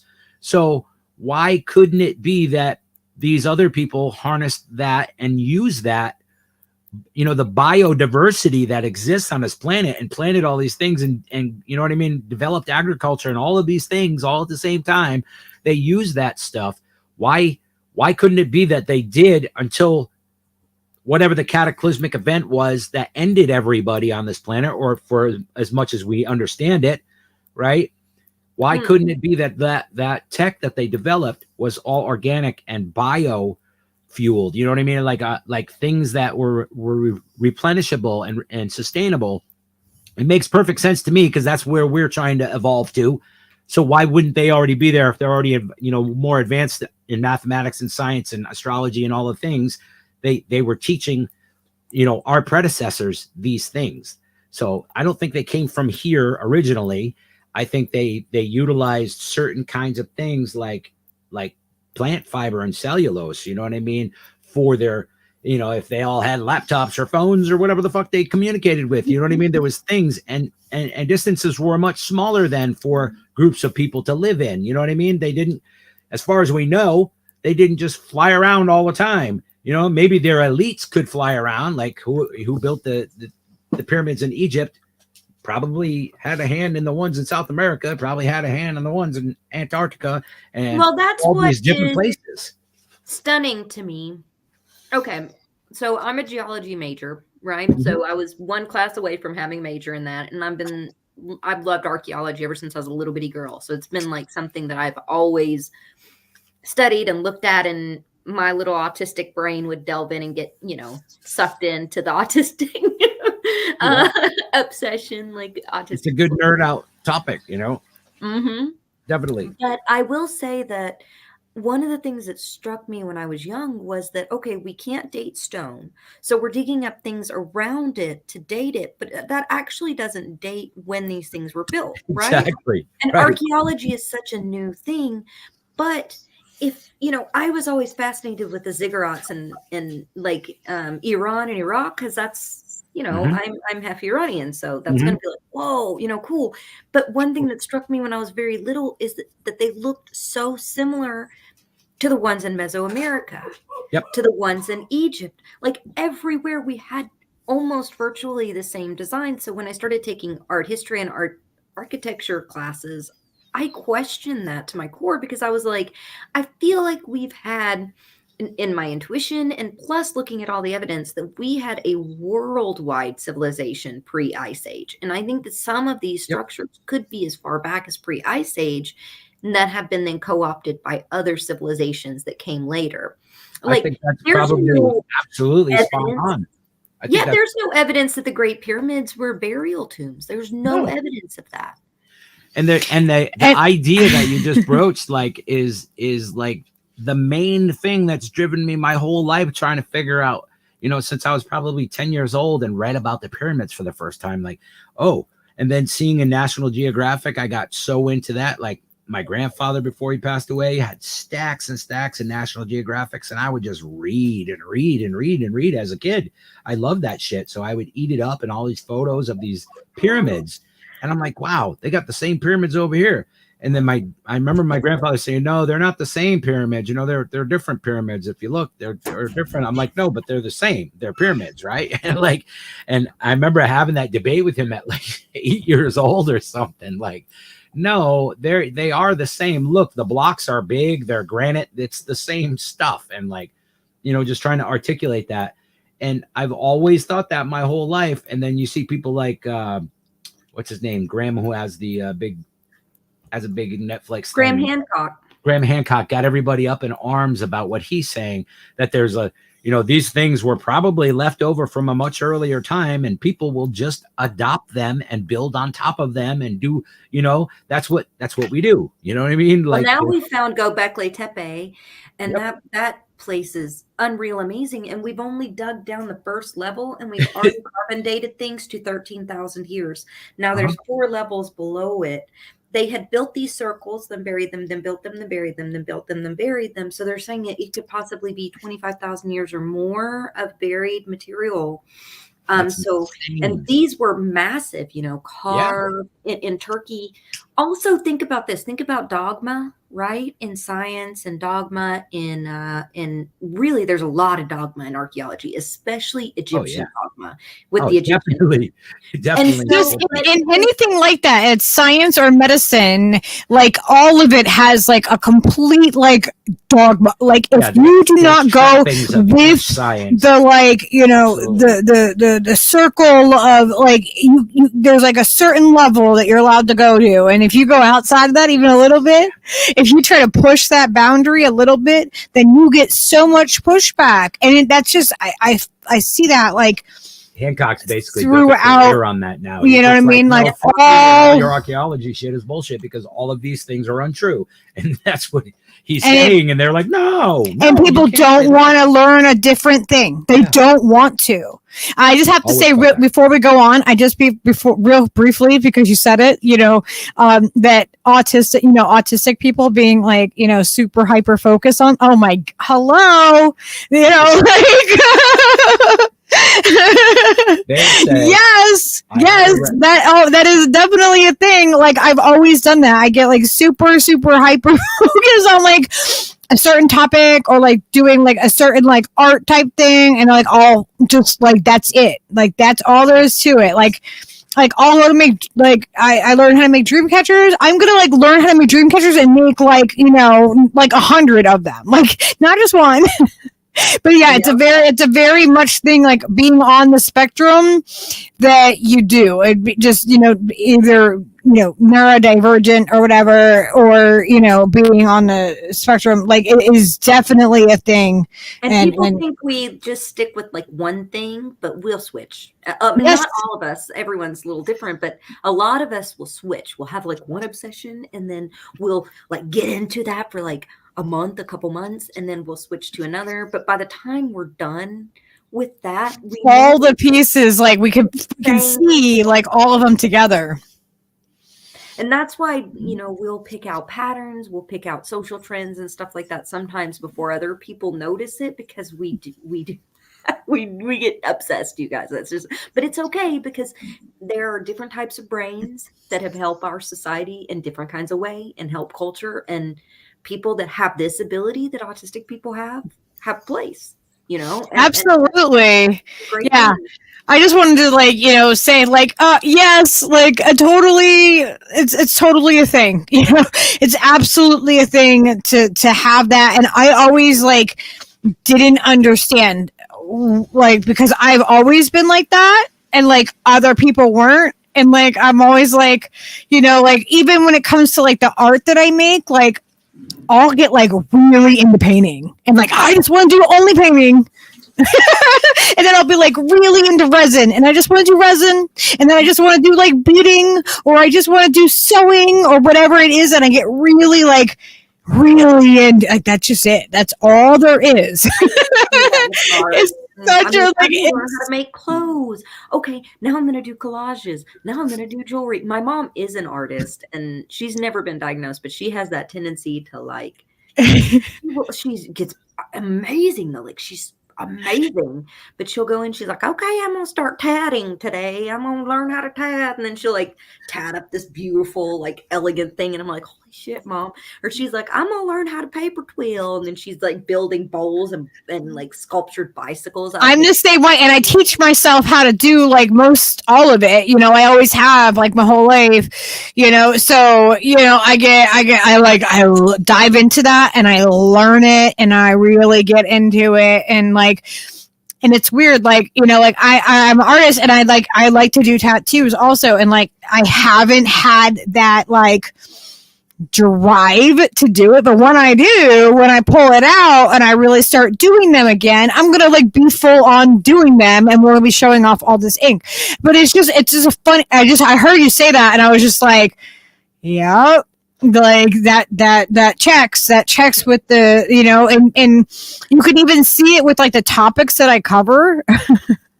Like on the show, like I'll get I'll really dive into a topic, and a lot of times I'll come back and I'll resurface to them and stuff like that. But there's patterns that you know, like we get that same, you know, like that same way. Like there's been times in life like where I got really into doing like the paranormal stuff and like really into it, and then there's other times where it's there, it exists, it's part of something that I enjoy, but it's not always like my primary focus. I don't know, that just totally like triggered my brain, my you know, the autistic brain. I have a few things at the same, like I love to cook, so I'll go through these things where like for a month I'll like do my Zen time with my like all kinds of trying different cooking things. When I have money, right now I'm poor as hell, so I ain't doing that. But I used to be okay enough to be able to enjoy that hobby. I would do that. I was thinking about the dogma thing, and I wanted to mention something really quick. You know, there were these guys that looked at dinosaurs and the way that their bones were shaped and everything else. There were two paleontologists, and they were like, oh, look at their hips, and we've discovered this bird, and we think that dinosaurs evolved into birds and that they may be closer to birds than lizards. Uh-huh. And the reason that people thought they looked like lizards was just really stupid, antiquated non-science. But they got so much pushback until in China, 4 years later, they started digging up several different types of dinosaurs that had been like were between these slabs of rock that they had like it was a weird kind of fossilization, but they were fossilized. They showed their feathers. They could see the keratin in their beaks. Like there was a bunch of them, and they were theropods. Like T-Rex was closer to a bird. Yeah. We used to have a parrot. Humans evolved from like T-Rex, basically. Yep, we used to call our parrot a pterodactyl because you know that we know that he was closer to dinosaurs than actual like you know these anything else. Yep, and it's pretty amazing. Smart too. Like I don't think people realize how fucking smart birds are. It's kind of creepy. Like they have a consciousness. They will communicate. They have a distinct personality. They can problem solve. They're very, very smart creatures. Now, I feel like there's a lot of life that we discount, but then there's also all this dogma on top of it. I feel like everything that we do, though, is to try to make where we are right now as human beings the either best we've always been, or we're the smartest animal, or we're the smartest. Even if it's not true. We're the most accomplished humans that have ever lived on the planet. Western it's ego. The most accomplished culture, right? A lot of it's rooted, I believe, though, because they're like Iranian culture isn't like this. We don't believe that kind of stuff. I know Hindu culture doesn't believe that kind of stuff. You know, they look back to the Vedas and back to that history with deep respect for their ancestors. Native Americans, deep respect for their ancestors and for that history. They don't see them as dumber. It's really rooted in Western patriarchal church kind of, it's built around that, Western theocracy, really. I feel like that's where we get this arrogance from. And I think the arrogance keeps us from being open enough to learn about our spirituality, to experience these things, to look and say, wow, that's kind of amazing. If we were around before the Ice Age and we had technology, we should be seeking out what that could have been, instead of acting like we're already the best now. Because what if there's lessons for us to learn? What if we are the dumbasses? And sometimes I feel like we are, because we're the ones destroying the planet. People are starving. People are dying. And it's not a lack of resources. That's the problem that I tell people all the time. It's not a lack of resources, because we have the resources, right? We have the resources to feed people. We have food hiding. We have people hoarding food. We have, warehouses full of food, and we have people that are hungry, and we know that they're hungry, and these people still hoard the food. And, if there was an animal doing that, imagine if an animal was doing that and hoarding all the food, even the food that would, and they would get rid of the food and destroy the food and not give it to the other animals. We would be like, wow, something is wrong with that animal. Something is wrong with that, with that pack of animals or whatever, whatever it was. Say it was like, monkeys or wolves or, like whatever works in like, a group setting, So what if one of them was hoarding all of that and then not sharing it with the others? We would look at them and be like, wow, something is wrong. Something's wrong in their herd or in their pack. Like something isn't right if they're not sharing and everybody eats. Even if there's a hierarchy, everybody still eats. Yeah. But yet we look at ourselves and then we have like this ego about ourselves that we are just so smart and we just know everything. And we're so closed-minded that we are so quick to judge, and we can't hold something and be like hold two different like thoughts in my head. Like, like, okay, so if I'm a person that, that has experienced like, a paranormal thing, or if I haven't, I can still say, I believe that there's a possibility of it. Maybe it's not true. Maybe I'm skeptical of it, but at least it could, it could. But I think that people have a hard time staying in a place of not having a firm like belief either way. Like they find the comfort in being like, no, this right here is why, and this is why, and Pluto's a planet because it was when I was a kid and I was told it was a planet. You know what I mean? Like we find comfort in knowing, and I think that our brains naturally want to know the answers. But I think like we need to be open for the answers to be wrong, for us to, to have evolve and get more information and all of that. But that dogma that you're talking about, like it just prevents that. Pervasive. People, yeah, it is. We get into, and I've even been guilty of it. I've been guilty of groupthink, but I've also had that thing where, when I was little and I learned about the Native Americans and stuff, I learned about them before I learned about it in school. And when we were going and people kind of downplayed slavery, we would go to like the plantation house or whatever, and they'd be like, these are the slave quarters. And they'd be like, this is where people were enslaved. Like, do you even understand the weight of what you just said? There were a lot of her third day void in history. Let's talk about that in a second. I don't know what Yep's talking about. I don't either. Yep, you'll have to fill us in on that in Messenger. Let us know what that is. Send a link or something. Or just let me know, because I'm open for anybody that wants to do a show.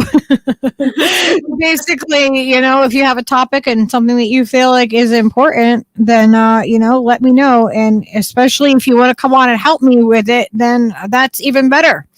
Because it's hard to kind of cover everything. On a show. That would be a really fun one to watch. I know. I even got vegan succubus who's here. I got her on to do a show with me. Yep, she's been on a few times. Awesome. We have tricked her. I'm absolutely open to that. I love having, a community and having other people come in and help me, and express how they're feeling about it, or if they have knowledge about something. Like, I think that's that's something that I absolutely love about this community, because it's a lot to do the research and to like really dive into things and really do it in a way that, that I really like to do it, so I'm always down for that. And you guys do a really good job of like bringing a lot of different kind of voices on. And I love that. I try to get voices from like all different backgrounds and all, like I've had more conservative voices on. I had Emmeline Dowd on. She was born intersex, and she was raised as a male until she found out that as an like into being an adult that she needed, like that she was intersex, like she didn't even know growing up. Wow. And then like and like, you know, like then she transitioned, you know, went off of the testosterone, and you know, like it was killing her, you know, and now she lives as a woman. And you know, she was born with that medical condition, so like, and she is definitely a little bit more to like the conservative more side of things, like not really fully, but just a freaking sweetheart. But yeah, I want to have people's voices from like all different backgrounds and different, you know, different places along, you know, along whatever spectrum it is that we're talking about. I think that that's so important. I don't want to have an echo chamber where it's just, you know, a one-sided thing. I want to get different perspective. It's healthy to hear from people, because honestly, most people don't fit in a box with any, you know, with anything in general. So Exactly. Okay, That's why yep. it's so important. He gave us an explanation. Okay. What's the explanation? In short, the 3-day void hints at a long lost point in history when humanity reached peak intelligence and absolute oneness with the planet and universe. But due to a catastrophic perils, a war, I don't know the rest yet. Bex is probably typing. like Lucky, you said it too quickly. Oh, here it is. That we lost that knowledge for 3 days. Our minds were reset and had to begin from scratch. Oh, that's interesting. That's really interesting. Do you have stuff about that on your website yet, Bex? Maybe the planet was destroyed, and so we're all in AI now. That's possible. I've thought of that. Also, maybe that's how our brains were all reset.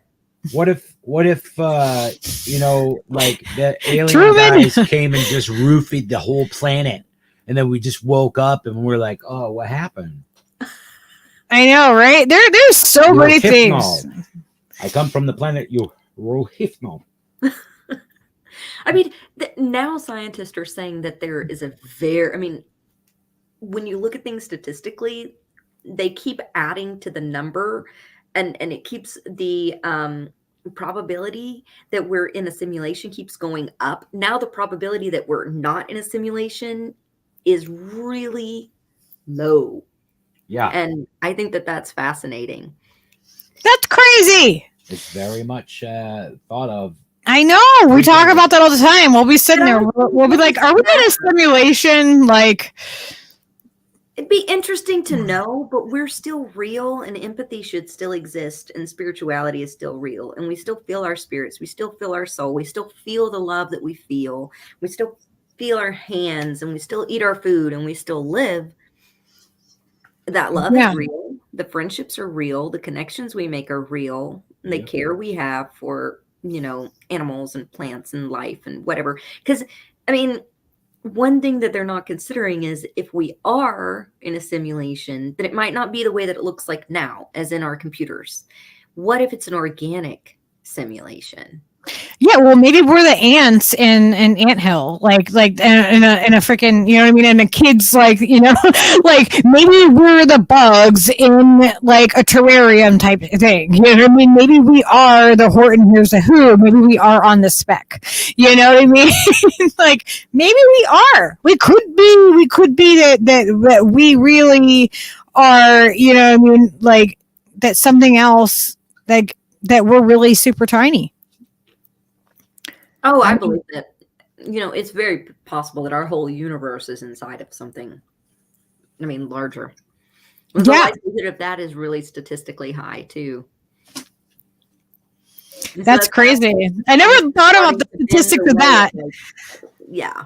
I had a friend that did statistical analysis, and that was just like crazy. Like, I'm like, you are so brilliantly smart.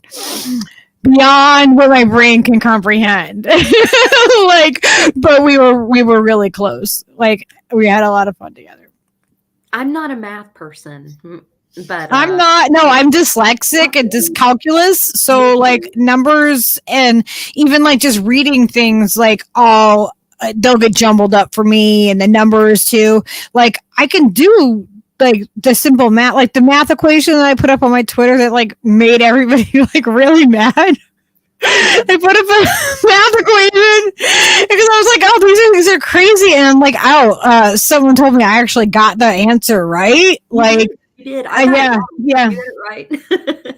And I was like, "Wow!" I was amazed. Like, I was like, I thought I "Whoa!" was kidding when I'm like, yeah, I think you got it right. And I was like, you got it wrong. I was like, "Really?" And because Steve got it wrong, and I was like, I'm not good at math either. I was like, "Whoa!" Like, I was so excited that I got it right. With PEMDAS, PEMDAS, is that multiplication and division are interchangeable. So you do whichever is the first. Yep. Yeah. Whatever's in parentheses first, and then it's left to right. Oh, Angela, thank you. The idea that I can't remember. I can remember like the words of Bob Dylan songs till the cows come home. I can remember chord changes and arrangements of songs, and whole albums worth of music, from start to finish. I can remember every change and every friggin' word. But when it comes to like formula for math and formula for certain things, like some grammatical things that have escaped me that I knew by rote as a child, you know what I mean? Like certain things, if you don't use them, they just go away. I mean, at least in my brain, they do. I have to touch on them every now and then to refresh it. And I guess that's basically the formula for everyone, or at least most people. And that's why they teach the way that they do in school, that repetition thing. They teach you the multiplication, they teach you the math, the same math every day, every year for 6 years in a row, until you got it down. And I'm just here to tell you that I guess I didn't retain all of that. Because sometimes Speaking of remembering things, Teresa asks about the Mandela effect. Are you guys familiar with that? Yeah, there's a couple of things that now I remember there was one that everyone was talking about, like just recently, Chick-fil-A, whether Chick-fil-A is spelled CHIC, I think. CHIC like chic or CHICK. Yeah, that, and there was another one. There was like stuff from when we were a kid, like the fruit roll-ups, whether or not there was a piece of like plasticky film between the fruit roll-up. There still is. That one was like debunked right away. They were was it? There was no plastic film, and that's just in one snack pack. They're still in the regular ones. But I was like, what? No, there is. Yeah, something like that got me and made me. But those things make you think when people start saying like the Mandela effect things, and you're just like, wait, what was that? Oh, and sometimes it makes me. Did you know that Ed McMahon? Ed McMahon never gave out checks for Clearinghouse. Nope. No, he never gave them out. He was just a spokesman. No, he wasn't. He never worked for Publishers Clearinghouse. How did they had a lookalike? That was never a thing. He never had a lookalike guy. Nope, he never did it. And there was no guy that looked like him. They never had a spokesperson. They had there was TV commercials with Ed McMahon saying this is Ed McMahon for Publishers Clearinghouse. Doesn't exist. I remember seeing it. Oh my God. It literally doesn't exist. That one, and then the cornucopia on the. How does it not exist if you remember it vividly as a child? I don't know. And there's a lot of what they call residual on this one, where people have talked about it through the years, and they've talked about Ed McMahon doing it, where Ed McMahon even made jokes about doing it, was even in a music video saying he did it, but he was never. He did work for another something similar, but they never gave out checks. He never did any of that. See, and here's the thing: that there's pictures of it. Of Ed McMahon? Oh, no, that's talking about the Mandela effect. I think almost all of them. Yeah, they're all Snopes, like and stuff.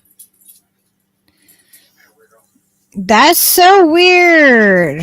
Now, he did do things on TV and stuff making fun of the fact that he worked there, but he never worked there. So those two things don't square.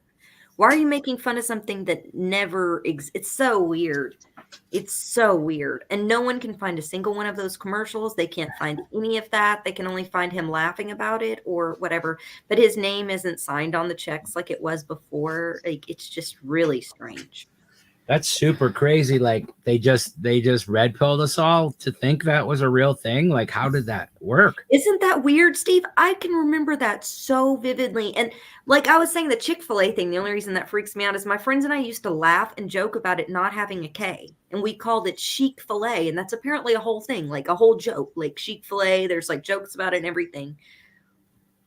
One day we came back to college and we noticed the K, and everyone was like, "Oh, they must have added the K to the chic," and it was like a joke all around campus. I always thought it was CH. I thought it was a C too.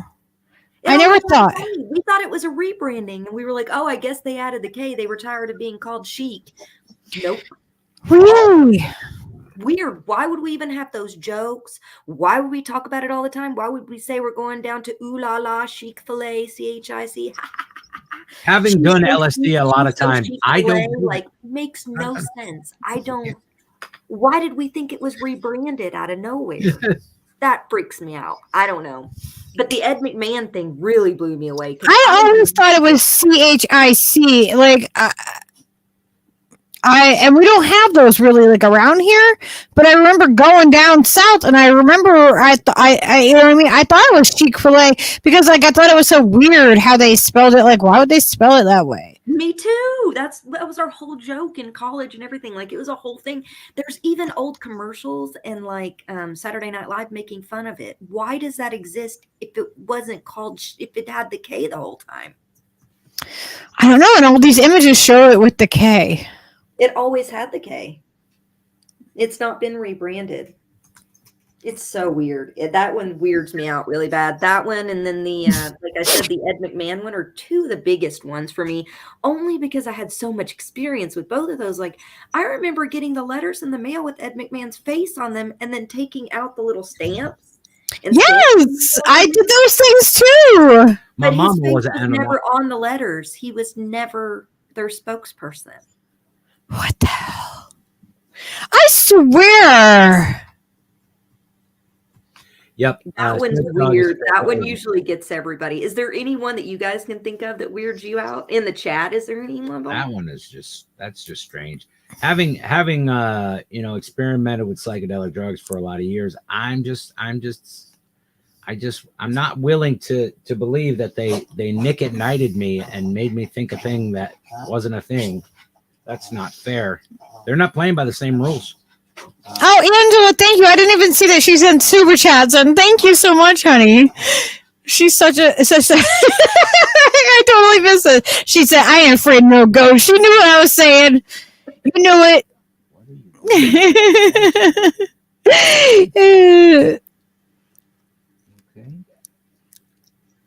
And she said, "I like her. She sleeps above her covers, 5 feet above her covers, but that's not the point."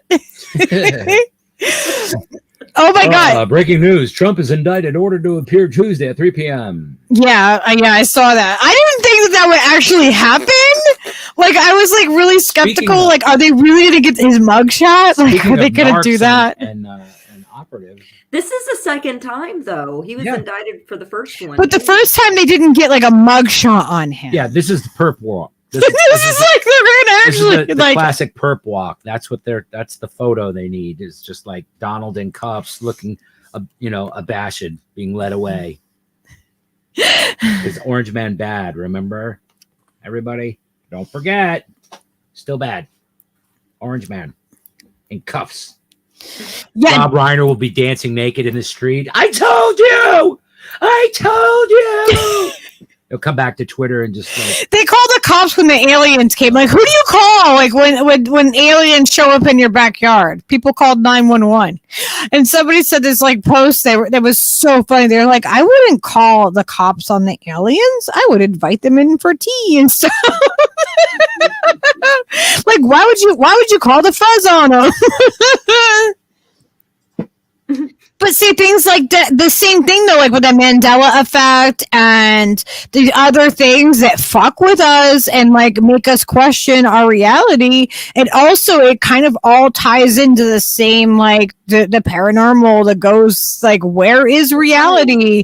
Are we in the Truman Show? Like where are we in this universe? And like all these things, it always connects. Norman. Because no matter what we're talking about human experience. Love my daughter a little tighter. Want to help out the people around me a little bit more. Yeah.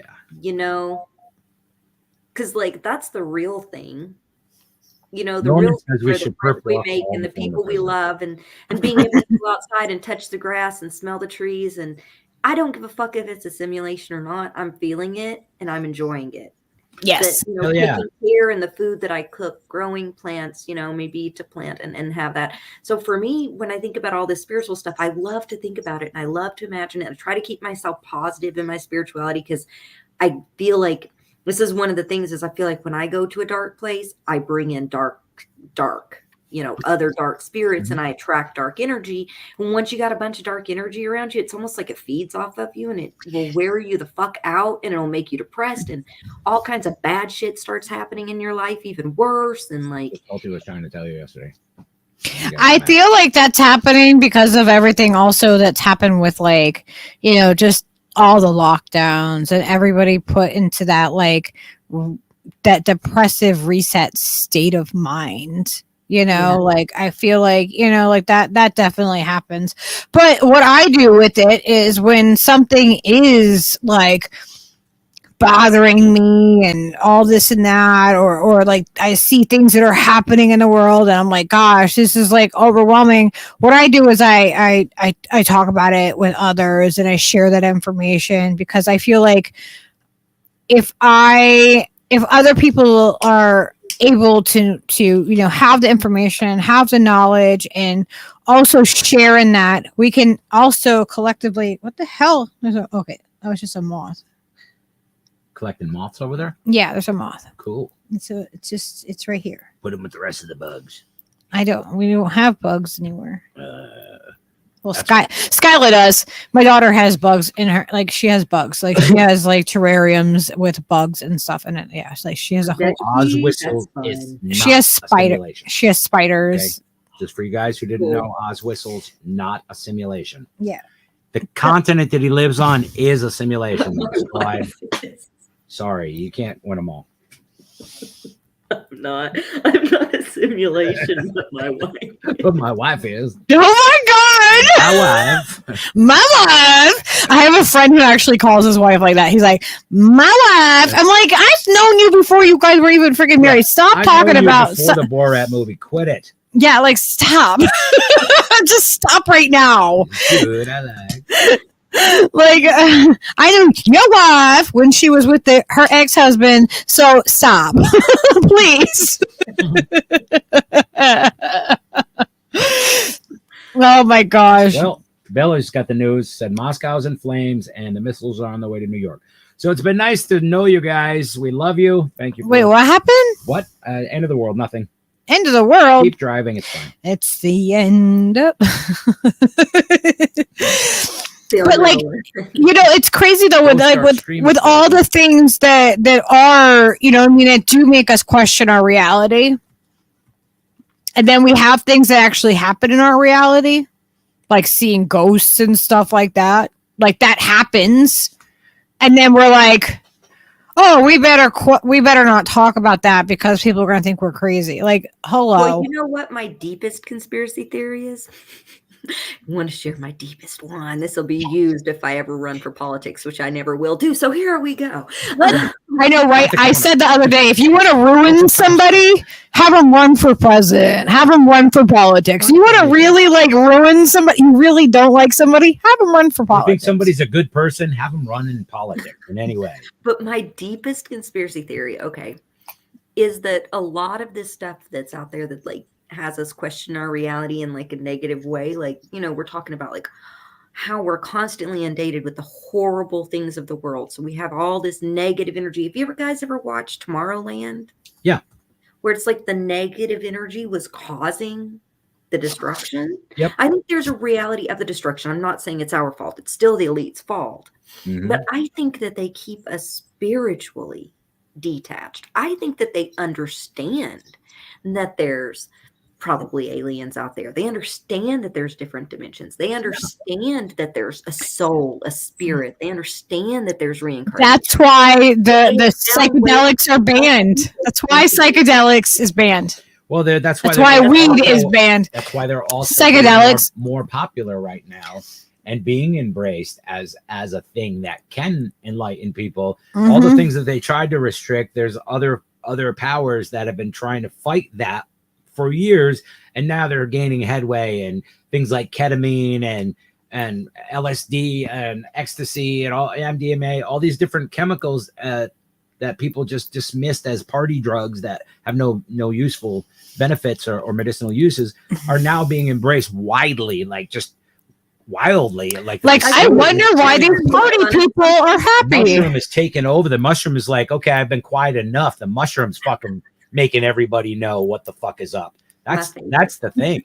And not everybody can take it, because we know people that like take certain psychedelics that can't take others. We know people that have bad reactions to mushrooms. Like, so like not everything is for everybody. Just like I think no medicine is for just any wide. Experienced those levels with nothing.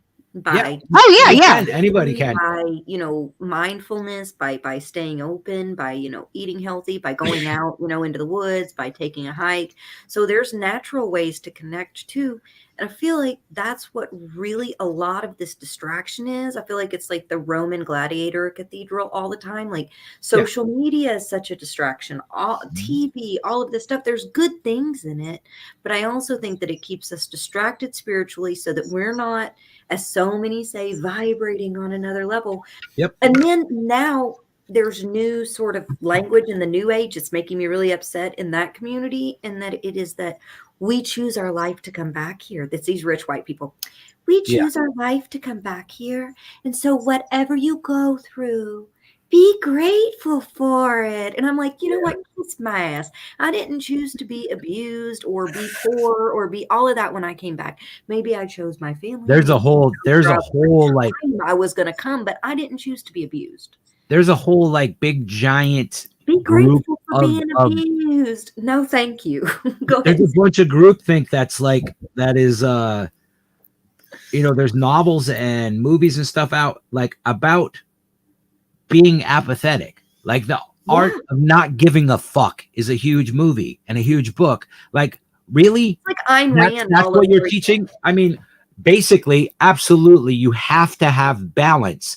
You have to not let all the negativity and things that you fucking experience and interact with bring your vibration down. You need to vibrate harder above it and just deal with it. And if you can't, then you have to know, you have to develop the tools to be able to step away from it and interact when you can be effective. And that's it. And like, people just like are just like, no, you just learn how to not give a fuck. Things are fine for me, so why should I care what everything else is going? I can't change any of that. And it's like, no, that apathy is the thing that will undermine all of us. I'm going through a really hard time where I'm being talked about all over the news right now for something horrific that happened to me.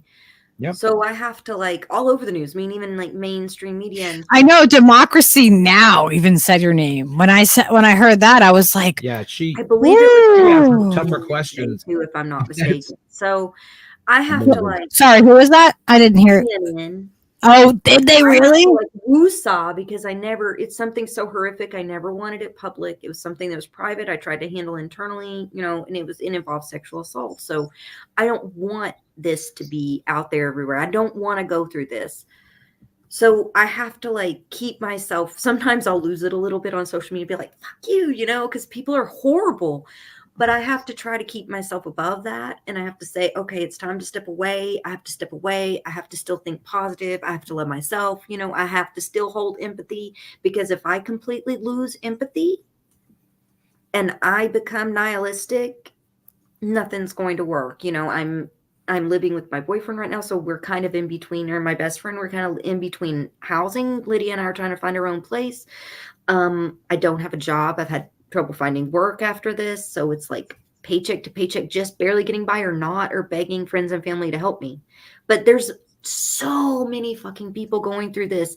Like half the people I know can't find a job right now. It's shit out there. And I know it is, but we have to love each other, and we have to like Steve, you're totally right. We have to vibrate above. And I will say one of the things that this has given me going through this, and I've got like lots of things. I've been through trauma in my life. And I have disabilities that keep me down or make me really sick sometimes. It gives me perspective, because even though I'm going through this, I know people that are going through worse. There's someone whose 7-year-old was just diagnosed with leukemia, or, somebody who's trying to dig their family out of rubble from war right now. And I try to, instead of just using that to bring me down, I try to think, how can I uplift? What can we do right now? How can I bring some joy to somebody right now, or something to somebody right now? Because I can't go save that war. I could vote on it. I could do something. I can talk about it, but I'm not going to be able to save those people. But I can hold empathy for them, and in a different way, help the universe by doing something right now that I can do. Give up something that I can give up for somebody else, or help in some way. I don't know. That's probably really cheesy to some people, but that's the only way that I feel like I can get by, with all the sadness.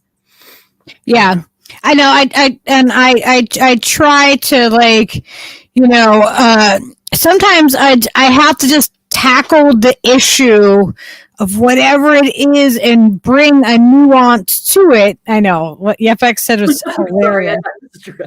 Did you see this, Steve? Yes. My deepest conspiracy theory is that Steve is a CIA player. It was fantastic. I was trying to ignore it so we can get the Streisand effect going. God damn it. Oh gosh. I know, it's funny because I'm totally ungovernable. I guess I've never been I love the fact even that we are that. even growing up in the military. I grew up in a very military household, and I was completely indoctrinated thinking that oh yeah, hand on my heart, listening to taps, and you respect, and I still feel that respect, and I still feel that pull of respecting, what I mean, the people that do those things, but then also at the same time that they're indoctrinated too. And that's why I'll say something I was indoctrinated as a kid, and it's basically my way of kind of humbling down. What are you doing? Trying to set my mic back a little bit. Clip it out. Oh, When you bump it, it makes it a weird thing. no, okay. So I don't see now. I don't know what I was saying. Well, I mean, I guess I was indoctrinated as a kid, and I recognize that, and I try to be humble about that, and what is this trying to do? No. Oh, you're trying to break it? No, you hit something. I didn't do it. You did on a tab thing. You did something when you moved the microphone. The computer's up on a thing. We have to give people room to change too. Oh, absolutely. Yeah. And you can say even all that. I was kind of heated when we started this over some stupid shit that was just literally a perspective being offered to people that I care about, that I think are doing wonderful work. And you just get smashed immediately as soon as you offer something outside of the group think. And it seems like that is just the standard way of doing things. No nuance, no discussion, no well, I understand, but this, it's there's no understanding. It's you're a monster because you fucking suggested something that is not what we already think is the best suggestion. It's come on. So if we're going to do that with people, we're never going to get anywhere. I'm fully willing, and all day yesterday too, on the same topic, just trying to explain that I'm not trying to fucking condemn. But when they make up their minds on it, that's it. That she was talking about, that's what I was getting at, was the fact that you have to leave space for people to just process what you said and then get back to you. But normally what people do is they don't take a moment to process. They react. They react with a knee jerk, and they call you whatever smear is handy on the tip of their tongue. And that's whatever box you fit in, you get that smear. That's why adult relationships don't thrive on Twitter or in these spaces, because people will not, unless they're really quite, level-headed and reasonable. And there's a bunch of those people in our chat. That's why they're in our chat, because otherwise everybody would have run screaming, because the things that we say challenge narrative. Like every time we're like, no, this is we challenge our own narrative. We're trying to evolve Challenge with everyone ourselves. else. Yeah. We're challenging our own narratives and our own beliefs at the same time. And it's not easy. It's not easy to like hold that space where you're challenging like everything and even the things that you believe to be true. It's also empathy. I think it comes back to that empathy thing we were talking about, because I think online people don't treat each other with empathy. I don't think we'd be walking around treating each other, like trash and yelling and screaming at each other and either calling everyone a shit lib or everyone else a Nazi. Oh God, I know. It's like, and it's the same names. Culture goes both ways too. Every side thinks it's only the other side, and I'm like, nope, y'all doing it. And people are afraid to talk about things once they get into a clique or a niche, because they're afraid of losing friendships, or they're afraid of like being ostracized, or sometimes it's just they want access to some politician or some group that's going to give their YouTube channel some money. And you guys aren't like that, but God, Lucky, how many times have we seen that over? I know. If I covered things in a certain way and I did things in a certain way that would please the algorithm gods and please the group think, then I could, I could have a lot more, whatever, but it wouldn't be authentic. It wouldn't be what it is. It wouldn't be this. It would be more of exactly the same of what you can find out there on so many different channels. And I don't have it in me to do that. I never have. I've never had it in me to like, to do something like, again, like that's just against like my integrity, against my morals, against my, like I can't, like there was all of the content creators that we've kind of cycled through in the last few years, like for whatever reason or another, like each one of them has shown like the thing that we thought was true to be untrue, and every single one of them has shown us a reason why I can't really, I like what you're doing. I like that you're informing people and informing them of things that they might not otherwise hear. But mostly it's all y'all going back and forth about this one and that one said that one. And then when we call that out, we're the ones who are dramatic and we're causing the drama. Like when you point out the flaw, then, oh, you're an asshole. Kill the messenger immediately. And that's the standard way that we've dealt with these people, because they don't leave you another option. It's not like, for instance, anybody, like say, for instance, the show I used to send music to every week without fail, so that they have a clip of mine on their show every week. And I did this for a year, better than a year. And it's not like those guys have come back and been like, you know what, that was kind of stupid of us to get angry with you about that. We realize, whatever the fuck, or fuck you, you're an asshole, but I still like you because, you know what I mean? Whatever, you called me on some bullshit, something. Anything to signify that you are a grown person and were my friend at some point, because friends fucking do that. My best friends, we call each other the worst names in the fucking world because we're friends and we can do that. You know what I mean? Like your best siblings and your best, family members and your tightest people, you could call them the worst fucking name and they know you're only fucking kidding and it's okay. You know what I mean? But if you say those things to another person that you haven't already gone through the emotion of pissing them off, them cooling off, you getting pissed off about something and you cooling off, you know what I mean? Like there has to be like this dynamic that occurs before that can happen, but people are unwilling to take that step to even try to facilitate it. That's what's got me crazy, is like, why wouldn't you just slow down for a second, slow your roll for a second, think about what I'm saying. I'm not trying to be an asshole. At least consider that. Right? Just consider that one aspect. Even if you don't agree with me, at least I'm trying to be civil about it. I'm not trying to be an asshole. I'm trying to have discourse with you. And it seems like there's just, across. I feel like it's overblown, because sometimes it's necessary. Like there are like Nazis out there, and they try to use, and Sure. Steve and you and I were talking about this the other day. They use sophistry and stuff like that to cover it Mhm. up. Yep. And we should be like, no, I don't care if you're civil or not. You can kiss my ass. But Yes. but that's not as it's more rare, right? I think You that there's like a often filter that you get. just have small differences and they'll cancel each other over something that's actually small. Yeah. But then they'll go out and they'll like say that you getting upset about what's his name? The pedo. Oh, Scott Ritter.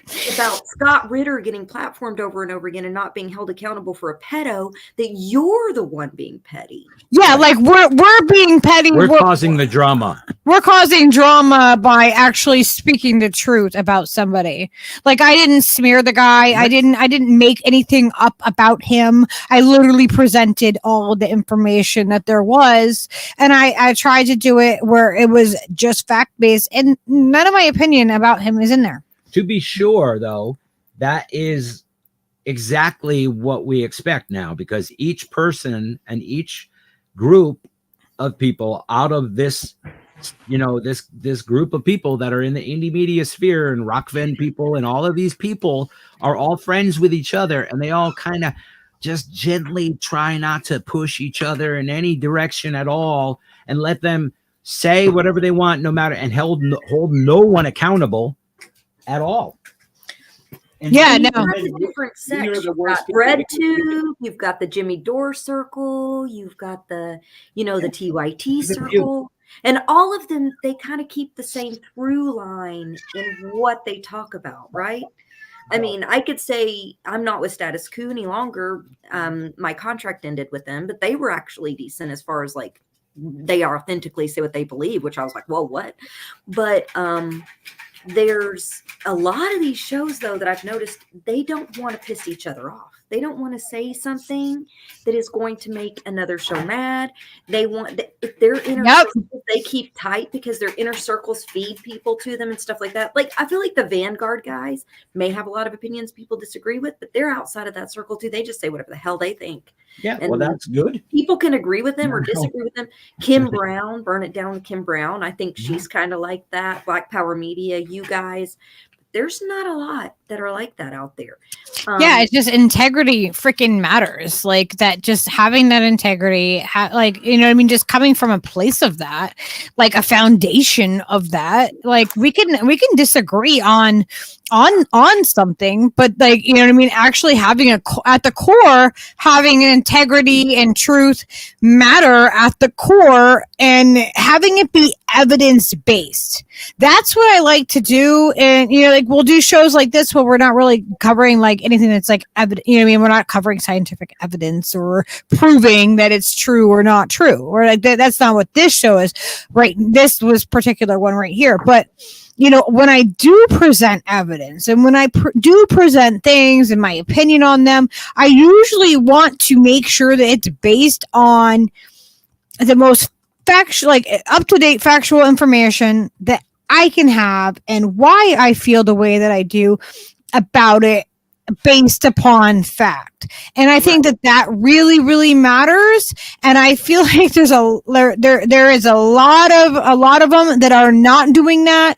They're just giving opinions and then other people are repeating it as though it's fact, as though it's been vetted, and that's why I am always like, hey, in my show notes, you know what I mean? If I say that this is a thing, then you can either verifiably just like look it up, or I will make sure that those notes are there and I'm backing up my claims of what I'm saying, and where I'm getting my source information. But that's not everybody. Everybody is not doing that. That's not commonplace.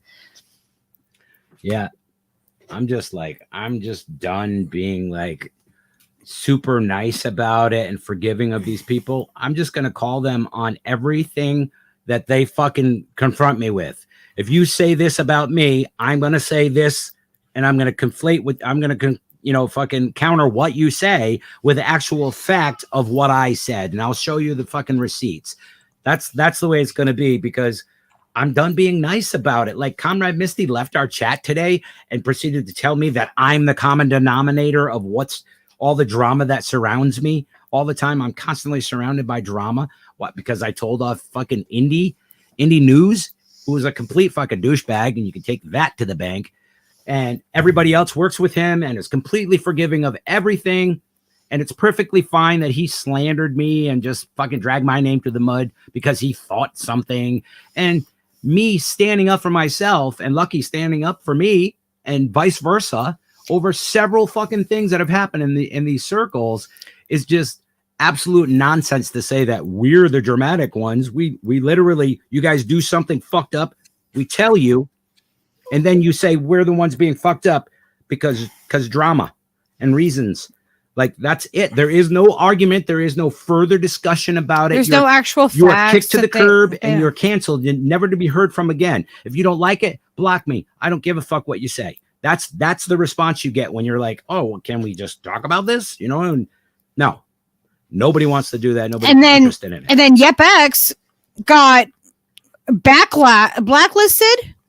And then indie media was using their mod status, because they're mods in a bunch of different chats, to actually censor him in Hard Lens media chat. Mm-hmm. It's fine. They've mistreated it. There was like some harassment stuff there too that they recently like covered up with a friend of mine. And that's something that one of the reasons that the harassment and the assault and those kinds of things are important to talk about is because, believe it or not, y'all, they are prevalent as hell on the left and in these nonprofits and stuff. And you know why they're prevalent? Just because they're prevalent for the same reasons that they're prevalent in the church. People come in and they act like they're a good guy. They act like they're all, oh, I'm so empathetic to people. I care. Look, I'm an activist. I'm the good guy. And then they go and they treat people like shit. And they, abuse women. And women come out to say something about it. And when they do, it's like, oh, no, but they've always been a good guy. They were an activist and stuff. It's just like the preachers. It's just like that one guy who he did something great. He paid himself $70,000 and paid everyone else, more. But he was a horrible person to work for, apparently, and an abuser. Mm-hmm. And sometimes abusers will use this, narcissists will use this to cover up. Narcissists love positions that make them look like they are, these wonderful people. They take these positions, but you'll notice that they don't just do like we do, where we're just poor people saying what the fuck we want to say. They got to make a name for themselves. They'll do the things. They'll be weary on talking about one thing, and then they'll be weary about talking about another, and then they'll be kissing some person's ass or another person's ass, or talking down about one person or another person without actually any substance or with any, but everything that they do is to prop themselves up so that they elevate. A lot of these people I have had so many survivors come out to me, like people that were harassed, people that were assaulted. Some of these pundits out there that everybody's worshiping all the time have done this kind of shit. Yep. And they've come to me because of what happened to me, and they'll talk to me about it. And some of them, and Lucky, you've had some of them come to you too. Some of them are afraid to come forward and say anything because of what they saw happen to me and what they see happens to others. There's a lot that happens behind the scenes and people do not know. Because we're trying to fight a greater good. Think about those at war. And it's like, really? We're not going to hold someone accountable for if they're sexually abusing someone because... I mean, people that you guys, I'm not going to call anybody out, and I'm not going to violate any names. We're not going to name any names, and we're not going to out any victims or bring anybody forward that doesn't want to be brought forward. But people that you probably watch that you wouldn't think is either the perpetrator or covering up for it. And it's really messed up. And it's really messed up that, you know what I mean, that people feel like that they can't come forward. I understand why they wouldn't want to come forward. I mean, I know. Oh, man. There's so much that happens behind the scenes of things that aren't out in the public and that people just completely cover up for one another, and then they'll call the people. Either is it, Lucky? It's not like the petty things that they argue about on each and they talk about each other about. Nope. really bad No, things these are like real sexual issues. murders or sexual harassment or sexual assault or like mistreating people in their orbit or financial issues and funding, like all kinds of shit. Yep. And like, like there are there are women covering up for men who have sexually assaulted women. So don't think because it's a woman that they're just automatically, a good person, and that the person that they work with or that they co-host with or that they, so and so with or do a show with or, talk to and they're friends with. Don't think that they're automatically all just good. There's a lot, and I'm not trying to smear anybody. I'm not trying to like throw anybody under the bus, but just be aware that these guys, not everybody just because they put on a pretty face in front of a camera and tell you things, that doesn't necessarily mean that they're a good person, and just use your judgment. Use your own judgment, and that's what we urge everybody to do all the time, no matter what. I won't tell anyone to like not watch somebody or something. No matter what we're presenting, we're like, if there's other ways to verify this or disprove what we're saying, please follow these links, and we try to link everybody. And please, if there's other things that you can give us to inform our opinion about this thing, please do that as well. And we said that about everything since we've started, like, because we're not experts on anything, you know what I'm saying? We're not trying to pretend to be some freaking crack journalists. We're talking about things that have an impact on us, and we think we can maybe inform other people about and possibly affect some kind of positivity. That is the goal, and some nuance of the Lucky Burrito thing. That's the fucking, that is our mission statement. We want to try to inform people and spread positivity. That's what I do with my live streams. On my channel, I play music and try to spread positivity and love. And, that's my goal. So when someone comes at me like that, I've never had a harsh word with, in like 5 years now, suddenly says, "Oh, you're the common denominator of the drama that surrounds you all the time." I'm like, what fucking drama? Why didn't you say something? Have you ever even been in my earlier? live stream? Like, friend about it. Yeah. If this is a problem with me, tell me. Help me to get better. Like, exactly. Please help me. Yes, that is the whole point. It's like if you can help me to evolve to a higher fucking understanding of myself and the world, let's go. I'm down. I think 100%. That tone is really hard. People take like I was saying this the other day on like Twitter. I feel like if we had some kind of way to like set the mood or a tone of how we're saying something, and maybe if someone says something that comes across like that way, to feel, especially if it's a person that like, you think is like, like don't assume that they're out to get you. Like I've come around on conversations with people where I was like, oh my gosh, I didn't think that this would get to this point. You know what I mean? Like where we could come around to being agreeful on, on things and okay, like, oh, were we making the same point to each other and arguing that we're making the same point? Because Steve and I will do that sometimes. We'll be arguing in agreement. Yeah, you know what I mean? We agree really loudly sometimes. Yeah. Like if we're really passionate about something, we'll get really like loud and like, boisterous. And, the thing is that our DMs are open and anyone can contact us. Like we are actually, we're not behind some paywall. We're not gonna tell you all these things and expect you just to listen to us and then just have like no further contact and no further discussion. If you want to talk with us about something, you can reach out or lead you along on a topic or whatever and get you right to the point where you're gonna find out that juicy bit of information and like follow us on our Patreon. I know, right? So many people, and I don't blame them, but they do have their DMs turned off. They do have their messages turned off, or they're using, and I understand why people would, but they're using handles or something like that. And I think that's our main drive in it, is the fact that we've said this from the get-go, that if anybody wants to talk to us, like we're super available, please reach out. You can email me at stevecutlerlive@gmail. You know what I mean? Like literally spread our like open DMs across Twitter and across YouTube and Rumble and Odyssey, and like explaining to anyone who thinks they have a reason that they want to talk to us. I don't care if you're trying to sell me a fucking UFO that just fell out of the sky in Las Vegas, whatever.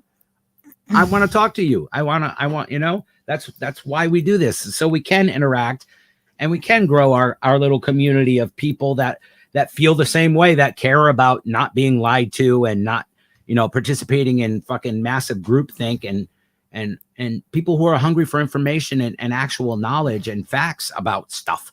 You know, that's really, you know, Steve, I tell people, even with what happened with me, I tell people, I'm not telling you how to think. Yeah. People are going to believe what they want to believe. I do not have control over that at all. Right. But I will ask them and encourage them to have an open mind, to speak with empathy, you know, to do their research on it before they talk about it. I mean, it was just talked about 20 minutes ago, I guess. And the person said, oh, I don't care. I don't know about that. It's just a Me Too smear, whatever. So like that was one of the, you know, popular channels out there. So if you don't even know about it, you don't know what happened, why the fuck are you commenting on it? Why are you calling it a Me Too smear when you don't know anything about it? For fuck's sake, you have an audience. But that goes also to how we talk, and that's hurtful. Like to hear that kind of shit is, I mean, I'm telling you guys, it is like deeply hurtful, not to like trauma vomit all over the place, but it fucking sucks. So no, I can imagine. Empathy. Think about what you're saying about people. These are we're all human beings. I try to do that with people. I try to care. I try to think about it. I try to think about how they feel. You know, I believe in restorative justice, but first you have to have justice. I believe Can you let the dog you out? shouldn't hold something against somebody that they did 25 years ago in some random post that they wrote that sounded maybe misogynistic or something like that. If they were a teenager, like, you know what I mean?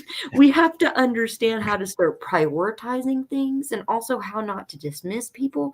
And for God's sakes, guys, we may all want heroes, but as soon as you start putting people up to the pedestal where what they say is gospel and you're no longer thinking for yourself, and then you automatically discount anyone that challenges that worldview, you're doing yourself a disservice. I don't think anyone in our chat feels this way, so I don't know who the fuck I'm talking to, but it is true. No, it is though. All the hate watchers later, you know, already that way. Yeah, it is. It is true though. You know what I mean? Like if somebody's like, oh, so-and-so is running for, you know, this position, and people are like, oh yeah, I'm just behind that person. Like no question. Like you haven't learned anything. Like you don't have any question, any doubt. You are 100%. Like you are like, you know, like like I think about it as like, you know, like you know, just oh like my God. what? Vegan just told everybody my email. Vegan. Feels so naked. Yeah. She doxed me. She doxed your email. She email doxed me. Oh my God. That's it. We haven't said it. We haven't said it enough on here. I know, and we make it so simple. It's the same as his YouTube channel, you know, and you can find him as Steve Cutler Live at on any platform. That's what he is. That's what I like. That's how available we are for people. Like, I don't want people to ever think that we're not like we're out of touch just because we do a show or whatever. Like, I like having the personal connections with you guys. I like, you know what I mean? Like, I like building relationships and that's why I say anybody has any kind of reason to get in touch with us. I like that because it's interaction and you're like, oh, I met this person who's so-and-so. And it's just like, you know what I mean? The fact that everybody comes from different walks of life and different places on the planet and stuff. I mean, it's incredible. It's amazing. Of people that you meet. Like, and there's I think other shows are missing out on their audience. I think they're missing out on the people in their community.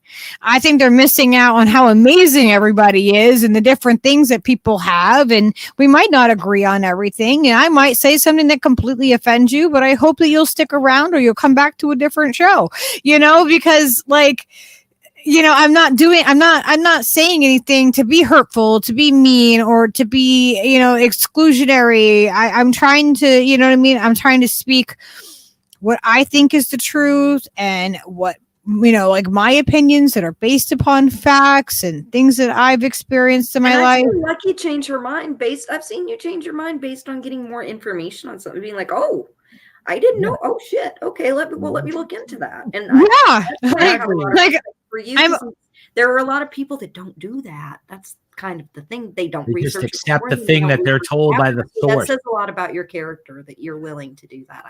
I think that's the fundamental thing that's crazy, is like how people are just like, well, I trust this source, so the information must be 100%. You know what I mean? They just don't read past the headline. That kind of mentality. Once you start watching a content creator and you're like, oh, well, they always tell me the truth. They would never lie to me about anything. No, maybe they're not intentionally telling you something not true, but where their information came from, you might be able to vet that information for them. You know what I mean? Yeah. That's what we're relying on. Is it based on fact or opinion? Right.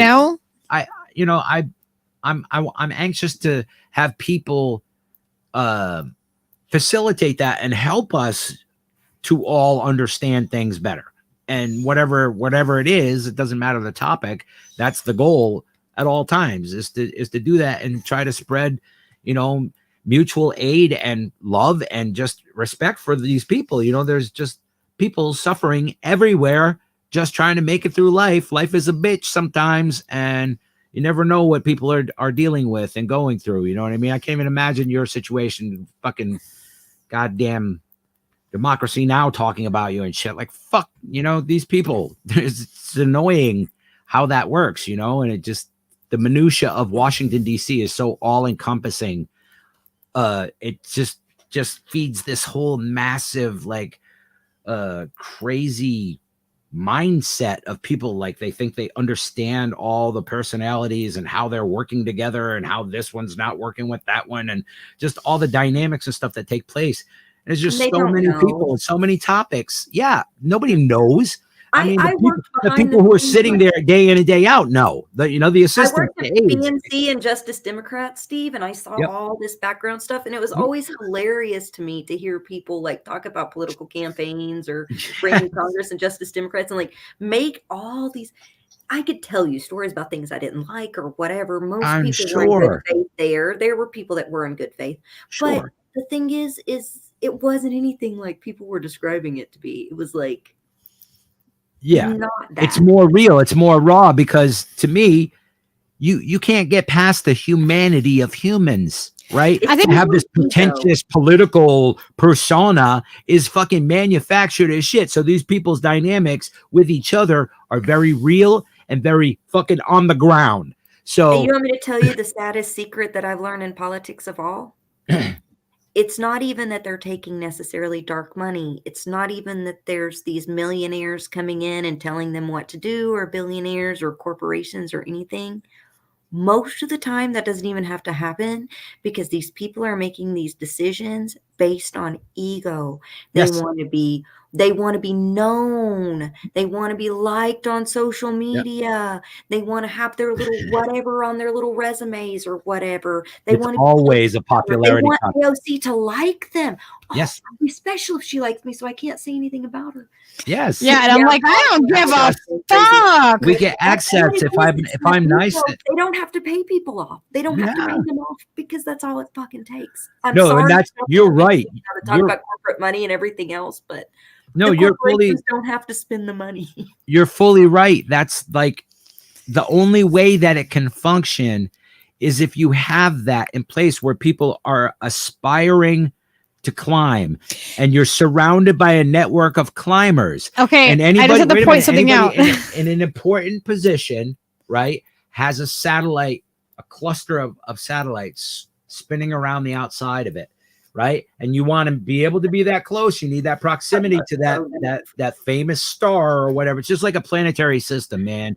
Each personality in DC that is elected is now a fucking star with you know what I mean, with satellites circling it. And that's what it is. And the same thing in a different, like, you bring that down into the indie media sphere, it's the exact It's the same dynamic thing. on everyone. 159%. There are politics in being like behind the scenes in indie media that is just the same as exactly how you describe it.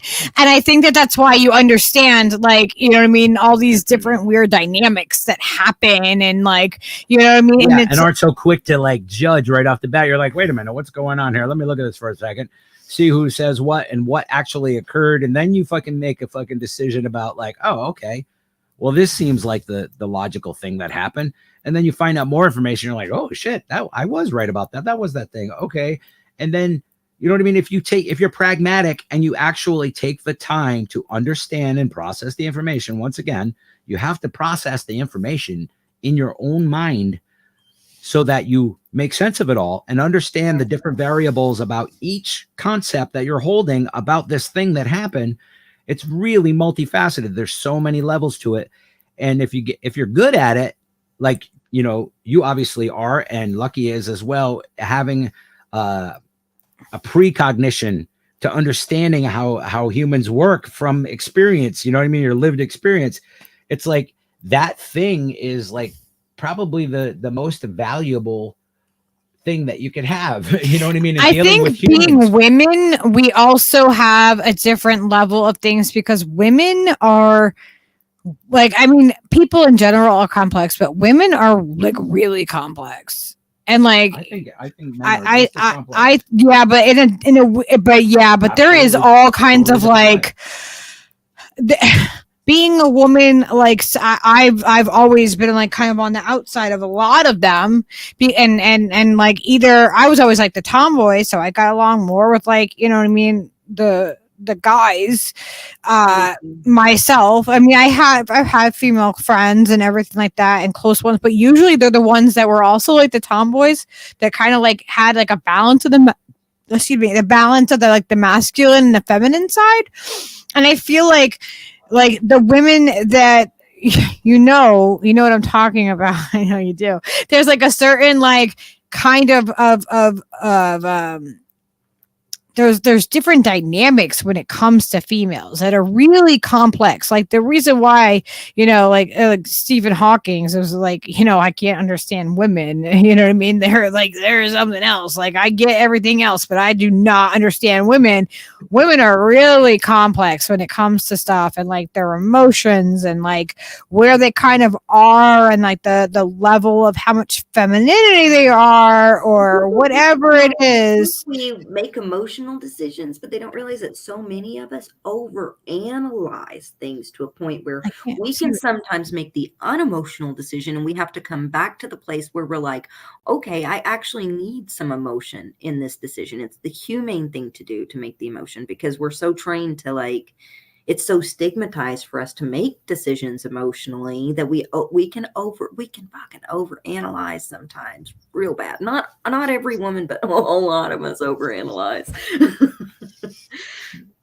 Yeah, and I think that sometimes, you know what I mean, sometimes it is a hormonal thing with us, you know. I think that like that shouldn't be overplayed, but it shouldn't be underplayed, because I know you know, when I'm PMSing or like, you know, whatever, I'm definitely a lot more like emotionally reactive to a situation, you know, and I'll I notice that I will emotionally react quicker during that time, and that's just something that happens. It's not, you know what I mean, like it is just hormones, and it's not necessarily something that we can, you know, we have control over. We can have awareness of it, and we can try to like have awareness of it. Okay, if I'm going through that right now, then maybe I need to, like, you know what I mean, be aware of that.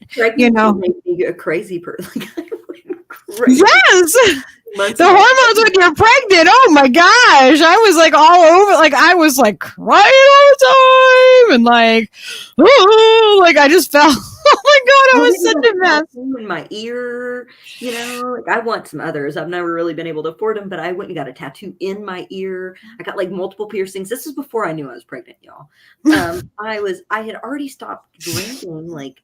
And they don't. I wouldn't tattoo a pregnant woman ever. Like, you know what I mean? Like, you don't do that if you know that the woman is pregnant. I wouldn't do a tattoo because you know if you got an infection or anything like that like that could transfer. So I would never tattoo a pregnant woman. But like, yeah, if you don't know, you know, you're in the very beginning.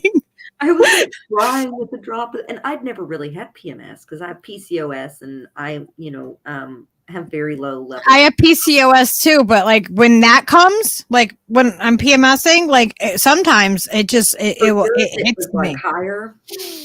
Oh yeah, I felt kind of, but after I had the baby, then I started experiencing it like everyone else, and I was like, God, I missed out. Yes. Yeah. 20 years. I'm kind of grateful for that, but this one. Yeah, it was different before. Yeah, actually, like one of the things that they say to do for PCOS is actually to have a pregnancy, and it actually can like balance a woman out. But having PCOS makes it really hard to get pregnant, and you have a lot of fertility issues. My little one was basically a miracle because I have thalassemia and PCOS. So I was told never gonna have any, never gonna have any. I was told I was never gonna have kids. I was protection. So the guy that I had her with, he didn't think I was pregnant. He was like, we used, and I was like, well, sorry. And something happened. It was meant to be. She chose you. We talked about that in the beginning. She said it. She was like, information though. I don't know about you guys, but I believe that that's a thing. I believe that, you know, I have so many connections to things that fascinate me. Like I didn't realize, but I have all these habits and these fascination with things that are Iranian. But my parents got a divorce when I was like 10, but I realized that I would do these doodles.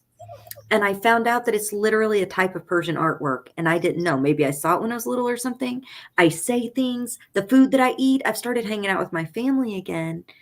All kinds of food I ate that I don't remember from when I was little, I have a connection to. But then there's also things like I have a connection to certain ancient parts of history and certain times. Like I'm fascinated with the Art Deco period. I always felt like driven to it and compelled. And sometimes oh my God, I could totally see you during that time period. Fascinated with, huh? I could totally see you in the Art Deco time period. Like my hair absolutely, I've too. It's always like this. It's just long right now. I know. I thought that like when I first saw you, I always thought like that you would be from like that time period for whatever reason. It's so weird. I had no idea. That is so weird. In my last life, that was like my most recent one was from that period. Yeah, I've had some crazy stuff like and you know crazy reincarnation stuff that I like past lives that I think I've gone through and stuff and like I some of them are horrible. Like some of the things that I've been through in a past life that I had dreams about when I was like a 10-year-old little girl living on Governor's Island. You know what I mean? Maybe I was just seeing things. Maybe it's getting late. But can you share one past life story with us since that's what this Oh gosh, I don't know. I don't know. If you don't want to, I don't want to pressure you for sure. Oh, I don't know. I'm trying to think of like what you're thinking. I will say that like I can remember being extremely young. I mean like 2, 3. Well, first off, Mom said that I wrote poetry. I started writing poetry and songs that young. I've always written poetry and songs. But I also started, I was like obsessed with the Art Deco period. Like I wanted my clothes to look like it. I would try to get Mom to buy me the dresses with the fringes on the bottom. I wanted like the feather boas, but then also it was other weird things. Like I always wanted to wear hats and I wanted to wear red lipstick, but Mom said that I would like take her makeup and use it the wrong way, but I would use it the way that, or my mama told me this, not my mom, but I would use it the way that they would use it in the 20s. That's amazing. and I would doodle, and it was always like the shapes. I was obsessed with the 20s when I was little, and I learned all about it in books and stuff I would read about the 20s. So I learned about like the Industrial Revolution and like the evolution of all of that when I was like 4 years old, because I read the entire encyclopedia when I was 3 to 4 too, but that was like the stuff that I really wanted to learn about. That's so cool. That's really cool. Okay, so past life. I know. So I have most of my lineage. It's like, oh, so I have somewhere in like in this life, I have lineage that goes back to like, the Vikings, the Irish. I have Swedish, Norwegian, Dutch, Irish, and somewhere from like the Middle East too, like somewhere over there. I don't know exactly where it is. But I know that because Marcus actually pointed out that anyone with like the hazel eyes come from that part of the world. So I think that's a pretty cool thing. So cool. Yeah, it's like a completely different part of the world. Huh? It's cool that it's a different part of the world that you feel drawn to and kind of experienced. Yeah, and it's really neat because I'm a black Swede is what we are. I always thought my dad was racist, and I always tell that story because I really always thought he was like, when he was calling us black Swedes, that we were like, he was being racist, but he wasn't. He was being honest. So it's kind of a cool thing. But I definitely have ties back to, I've seen, when I've done past life regression work, I've seen myself in like almost like, I don't know if it was during the like it would have been in some time period when like my cat Everett, like my little gray cat, well, he's Maine Coon, so he's not so little, but where he was like a 600-pound like saber cat. Like I've seen that time period before, and he was my partner. Like he was like my hunting partner, my cat, like 600 pounds. So I saw that after we had him. He showed me that. I was like completely shocked and blown away by it. But Steve was like, "Yeah, you guys are just the way that he is with me. Like I read someone, well, no, it was a TikTok. Someone was telling a theory that I fell in love with because it was like, they said that, we choose our lives, but that, our animals choose to come back with us or not. And sometimes, they've been human before or, whatever. Sometimes we choose to come back in that form and like support. And I keep thinking of my dog, Ella, because she is so in tune. And it's like, she came to me and the people said that she wouldn't jump up. And I've noticed she doesn't do this with other people either that come over. She's wary of people, but as soon as I came into the house to meet her, she came running to me, jumped up in my arms, and like wouldn't leave my lap. Oh. Yeah, he's one of mine too. He definitely is. I think he's actually my old dog, Nala, that I had. I think that he is her reincarnated, actually. And he did you. Hey, buddy. And it's that connection. That connection is really strong with our animals. And it does feel like our animals choose us and we choose them. Even if you don't believe in the reincarnation stuff, it really does. If you guys have ever felt that before, you'll know. It really feels like your animals choose you and that they come into your life for a reason a lot of the time. Oh, absolutely. Yeah. Leo. So I was the first person to touch him when he was born. Where's that? Do I have that? Thanks, Vegan. That's my hand. That's how tiny he was. Like, oh, my heart. Be still, my heart. So I was the first. Actually, he's coming up on his birthday very soon on the 12th. We're gonna have to do a birthday party. Chihuahuas are extremely like they get attached to one person too. Like Yeah, and he's Chihuahua and miniature pincher. His mom was a min pin, and dad was the Chihuahua. And- I'm still trying to figure out what Ella is too, because she's too big to be a Chihuahua. Like she's almost twice the size of one, because they're little, but she kind of looks like She looks like English Bulldog or what? Right? Is it the English Bulldogs? No, not the English. What are the ones that look like they have the cute ears? Though, like the one that was on that date, the Ultimatum show that I was watching. boxers. Not Boxer. No, there's like a short, stubby little, like short. It looks like, huh? It not a pug because it had the ears that stayed up. French bulldog.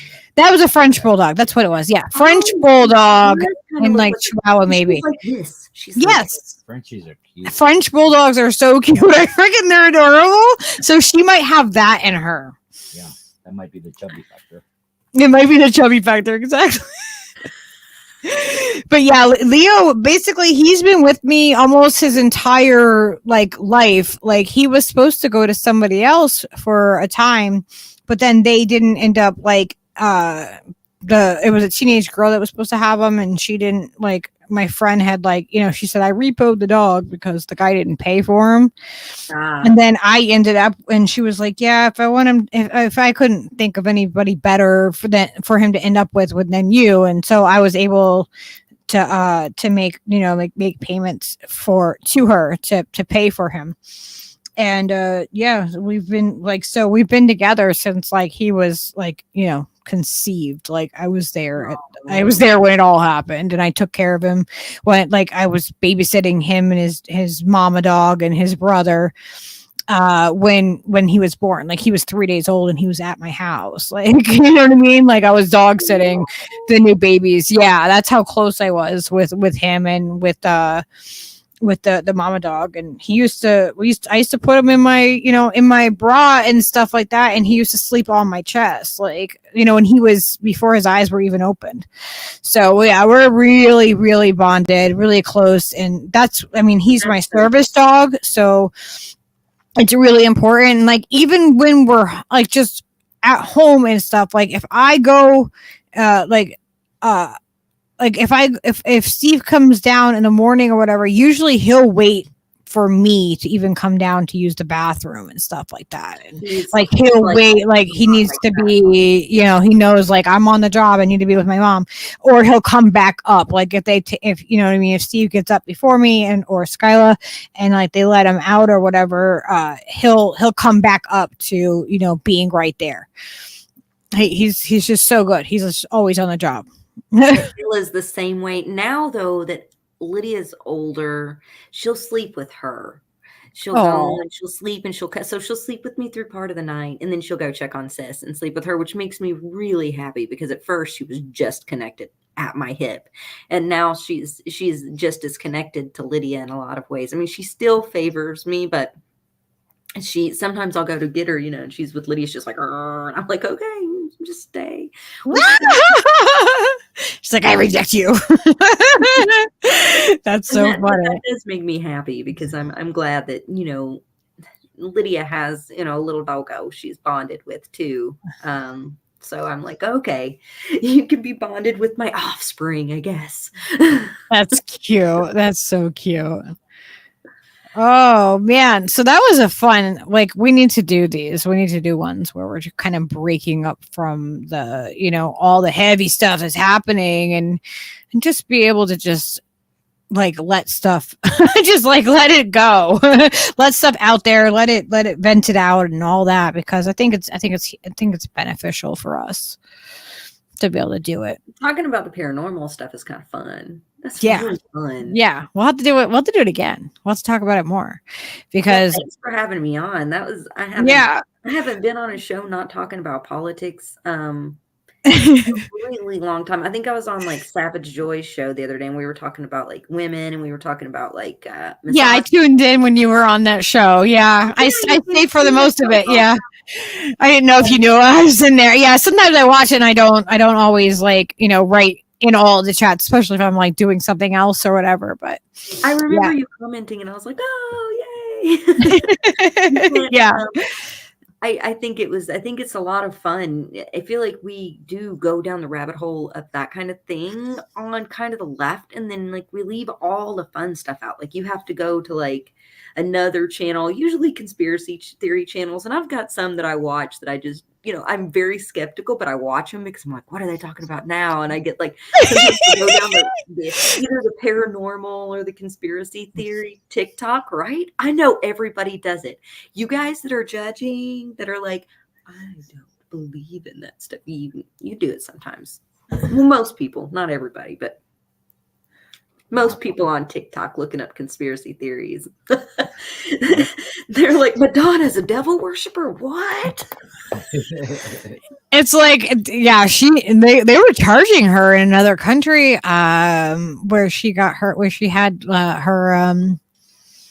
her foundation or whatever. They were like charging her for like sexual abuse and stuff. Really? Mm-hmm. I wouldn't be surprised by that, honestly, because I mean, she's breached boundaries on stage with people. I think about some of the things that they've done, like on stage. Like I saw this one, and I thought it when it happened, I was like, that's not appropriate. Where they're like touching Justin Bieber's butt and giving him kisses and stuff when he was like 16. Yeah. Some things don't need to be. If they're that comfortable doing it, creeper to kids, like. If they're comfortable doing that on a stage in front of that many people, what are they doing behind closed doors? That's what makes me go. You know what I mean? Like, I'm like, if you're okay with Justin Bieber being a 12-year-old, like just hanging around with famous rock stars and rap stars and stuff, like, why is that okay? Why is fucking Woody Harrelson hanging around with Justin Bieber when he's 14 years old? Like, I don't. Woody Harrelson. They gross me out on so many levels. See, like, I think he needs to go out. He's whining. He wants to get down. No, oh my God. First he wanted up. That's why he was whining, and now he wants just down. I think he has to go to the bathroom. Oh, I should probably hop off of here then, so that the little man could be taken care of. Steve's gonna let him out. He wants to go out. Telling you, he wants to not do it. Also, what's the name of the guy? Woody Allen. I was thinking of actually Woody Allen, not Woody Harrelson. And grooming his freaking stepdaughter since she was tiny, and then being with her, and Hollywood's still like, he's creative.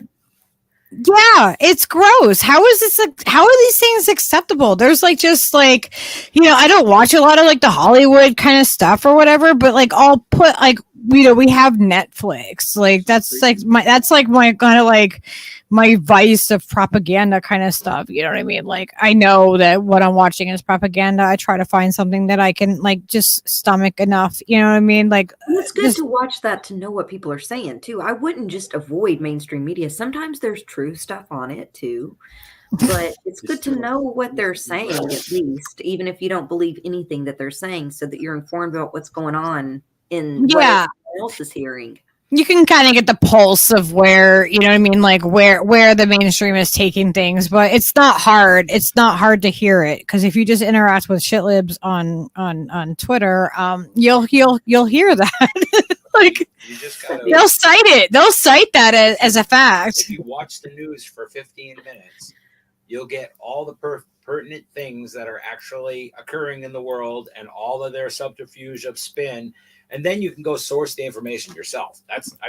Watching the MSN for the sake of watching it to get a sense of what's going on is just going to leave you fucking spinning. So I just like watch and go, okay, this thing is happening and that thing's happening. Now I don't even watch the news on the TV at all. No, none of that. Like, fuck that. I'll watch breaking things come across Twitter. I'll go look other places to get breaking news. I'll do that as much as I can, and then I'll find out the information about all of those stories as much as I can before I decide I believe any of them, because half of them are lying. It's true. A lot of it is just, if it's not outright lies, it's masked in a whole bunch of propaganda, and what they can say and what they can't say. And like I said, there are still decent journalists out there. Sometimes you get nuggets of truth. Sometimes you get the full truth. But you got to look through it and you got to look deeper, because sometimes, I mean, a lot of times it's going to be, they're going to give you a part of the truth and they're going to give you a whole bunch of propaganda around it and their opinion. Yeah, and then like it also it also like blends right into like TV shows and stuff too. Like the propaganda like is like filtered in there, and like once you see it, like you just can't unsee it. You're just like, oh, it's just there. Yeah, it's part of it. Word, it's the same phrases, the same. And you know what? I don't think there's anyone that's like handing down a script or anything like that. I think social pressure is enough, like I was saying before, to get a lot of this done. A lot of it done. It's social pressure. It's just social pressure and social trends. Maybe those trends start somewhere, but what allows them to go? Not everyone's in on the conspiracy. Most people are just like going about their daily lives, you know, even in these media spaces and stuff like that. They're just like, oh, I better not say that because that's taboo, right? That's against the rules to say. And so they just know they self-censor, and I'm like, I feel like we need to talk about things that are taboo. We need to talk about the things that, you know, we can't let others control our narrative and what, you know what I mean? Like what really matters to us. And if we don't address issues, if we can't even acknowledge them, then we're definitely not going to make any changes. You know, right. Like it's like if we can't acknowledge that there's a problem, then we're not getting anywhere with the solution to this. You know what I mean? Like that's just not happening. There's never any nuance. There's never any nuance. Like somebody said, Russia. There's all kinds of lies about that all around. Like the right wing says something extremely outrageous, and you know, exactly. And then the left wing comes out and says something extremely outrageous and exaggerated. And you're like, it's somewhere in the middle. It's not either side. It's somewhere in the middle. There's a varying degree of somewhere in there is where the truth lies. And that's the thing, is that people miss that. They miss that, you know, it might not be all the way over here where, you know, like this person's saying it, and it might not be all the way over here where this person's saying it. It could be anywhere on that spectrum between, you know what I mean? Put the two together, and then that's what I do. Sometimes I'll go and I'll watch Fox for, you know, several hours, and then I'll go watch MSN, and then I'll go and watch India. Oh God. I don't know how you do it. I've got a bunch of missing pieces here that I can put together, and the thing that they're always missing is a bunch of damn nuance. Like it's always missing nuance. Of course, I hear Steve with the guitar. That's the formula, is the lack of nuance. That way you can speculate one way or the other. They don't have to be definitive about anything they're telling you. They're just like, well, you know, it could be this, it could be that. Aram. Oh wow, Teresa said today she'd never heard petrodollar on MSN before today though. On NPR they said the petrodollar. Wow, that's that they kind of give you like little hints as to where things are going if you're paying attention, if you can tolerate it. Like I have a hard time watching I used to think like, oh, I can filter through some of the mainstream media. I can kind of filter through and kind of feel like where the truth is, but like it can be like ever consuming as well. You know what I mean? It could be ever consuming. Case study QB watches it so that we don't have to. Like we should all send him like an award or something, because I know. Case is the sweetest person ever. Wait, what is this? Super nice.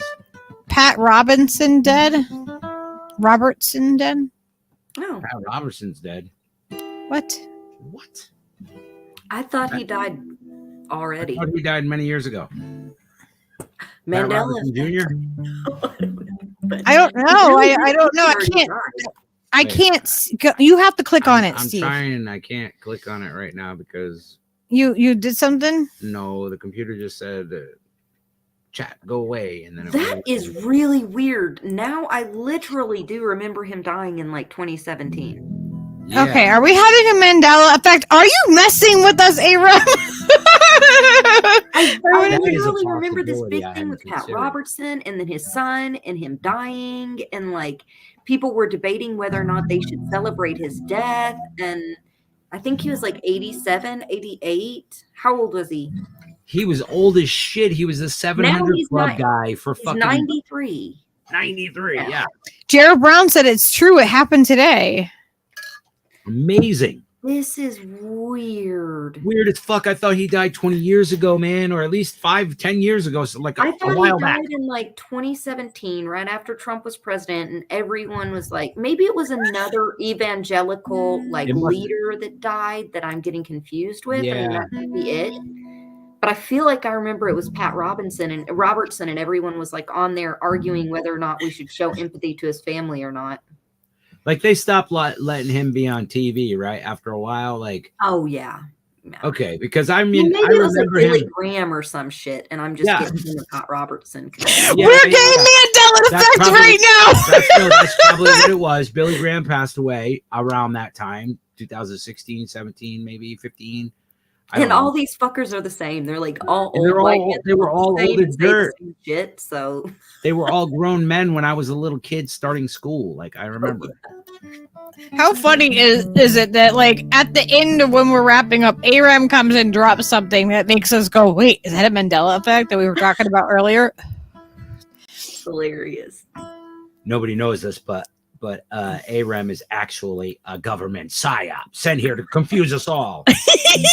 You did a good job. All right. Well, thank you for hanging out with us, Zainab. This has been awesome. Thanks for having me, guys. I think I'm gonna go make some I don't know, hot tea and something to eat. Aram, you gotta rewind. Be kind and rewind. Well, yeah, Used a thank you lot. for We coming talked on about with us. million different things, Aram, so it'll be interesting. I know, yeah, like the thumbnail doesn't ever tell you what we really talked about, and we don't update it after. So, like, we did start out talking about paranormal and ghosts and spirits and stuff. And I talked about my childhood and how I lived on Governor's Island in New York and saw spirits there. And that reminded me that I need to do a whole stream on Governor's Island, because that was like just an entire stream just on the island and get pictures and make a slideshow and all that, and get my childhood pictures like scanned into the computer so you guys could see little Lucky So cool, Lucky. and from the island and everything. Yeah, one of these days we're gonna go meet up with Ricky Rance in New York, and everybody should take the selective attention test that Gray Walker put in the room. oh man, I know that I am neurodivergent Paying and attention to what? on the spectrum, and I have ADHD and all sorts of things. I've had disabilities since I was a kid. But I find them, I just think of them as abilities. I don't really like try to focus on those things as a negative thing. You know what I mean? Like, It's cause a different ability. yeah, exactly. And you know, I don't know. I like the way my brain works, you know. A recent Yeah. researcher came out and was talking about how neurodivergent people actually kept humanity alive during like the hunting and gather period or different times. Like the way that our brains work, it protects the driver. It gets things done in a different kind of way, and that neurodivergency is necessary, that we shouldn't have medications and stuff necessarily to treat it. Right. He actually proved how dyslexia and dyspraxia and stuff was like beneficial when hunting and in the field and with a bunch of different kinds of tasks. It's actually beneficial. It might not be beneficial to reading. It might not be beneficial to doing math. We gotta do something on that. But it's And like just talk about neurodivergent, like, because evolutionary upgrade. I think that would be a cool like, you know, a show to really kind of like get into and you know talk about the ins and outs of what it is, and you know what I mean, like, yeah. I'll send you links to some of his research, and that way, I'll look it up in a little bit, because I was like, oh, I love this way of looking at it. And that is true, because he said that with autistic people, we can look at the micro, and then we can look at the macro, and then we can take the macro and the micro and build the full picture. And that a lot of yes, on one or the other, but we have a propensity to be able to look at the big and then drill down and then come back out. And yes. so we can see like social trends, we can see medical issues, we can see all kinds of things that maybe other folks. And there's nothing wrong, because there's strengths in being able to look at just the big and just the small, and then there's strengths in having people that can look at both.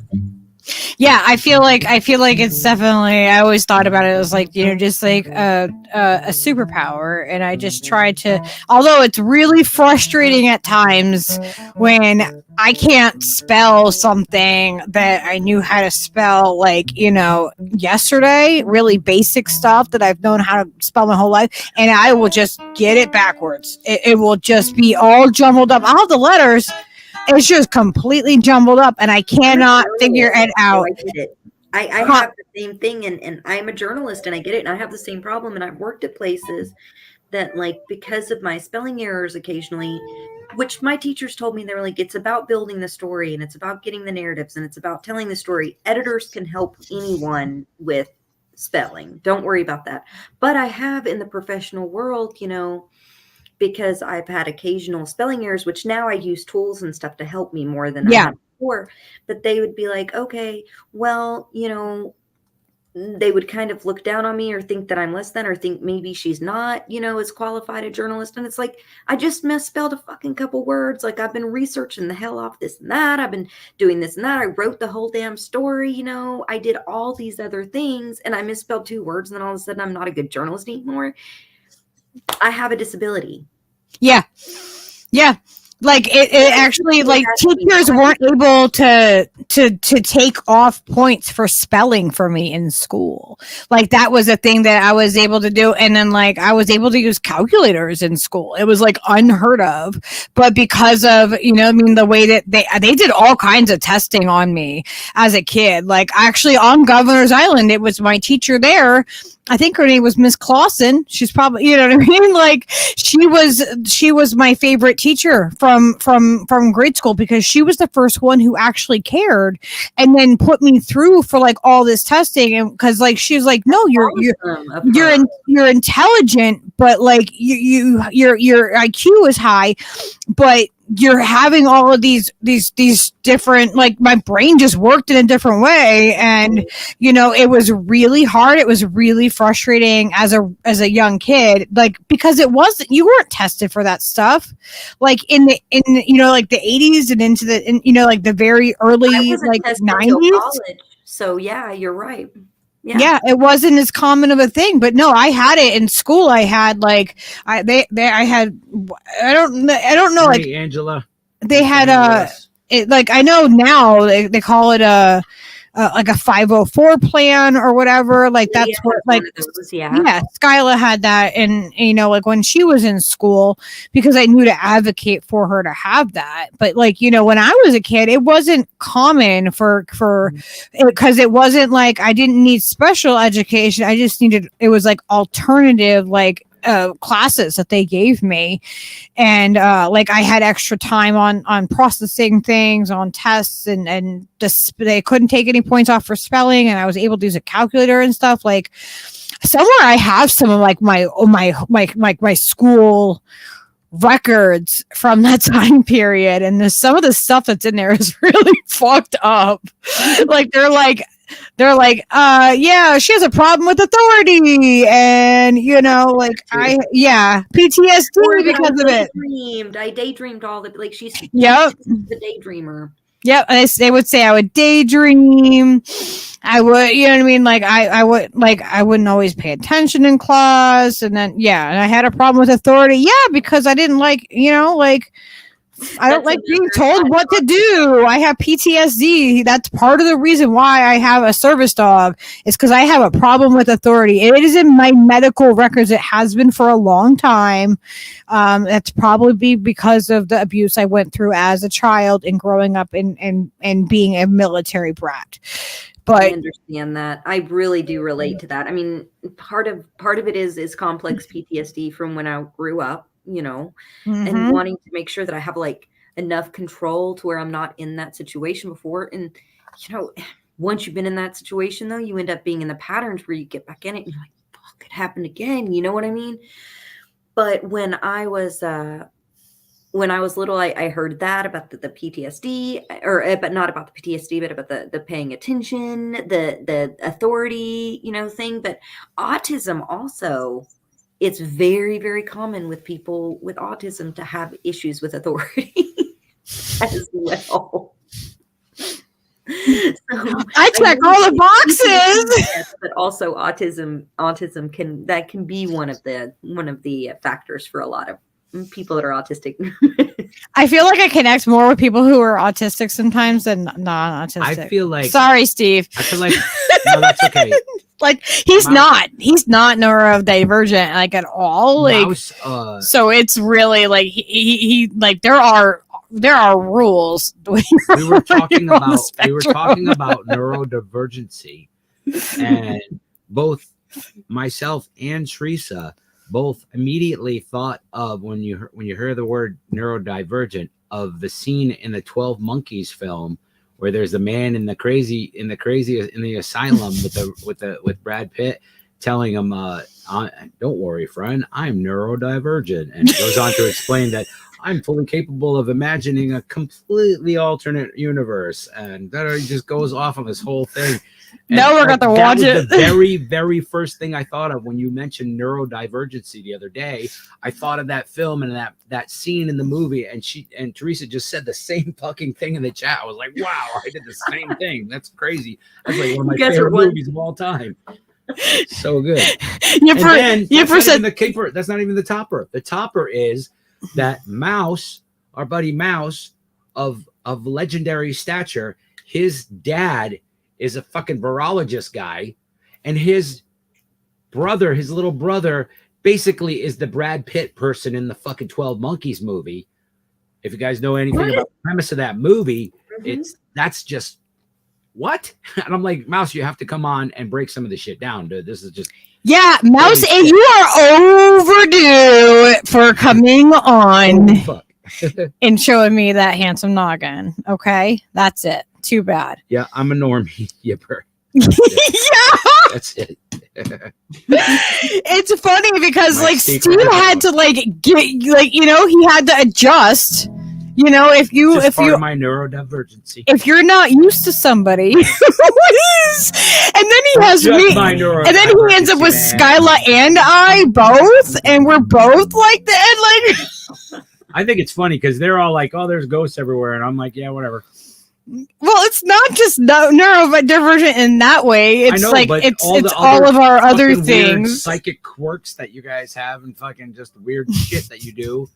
And you read my mind. I figured out that if I think a thing hard enough, she will say the thing. It might not be in the same order of what I'm saying it or thinking it in, but she will get the connotation of what I'm thinking and ask it back to me in a weird way where I'm just not even aware of the fact that it's the same thing that I'm thinking. And then I put it together and I'm like, oh, what made you think of that? Because I was just thinking really strongly about something 15 minutes ago, and now we're talking about it without me bringing it up. Like I'll just start to answer things that he's not like, hey, he hasn't asked the question, and I'll start answering them. Right.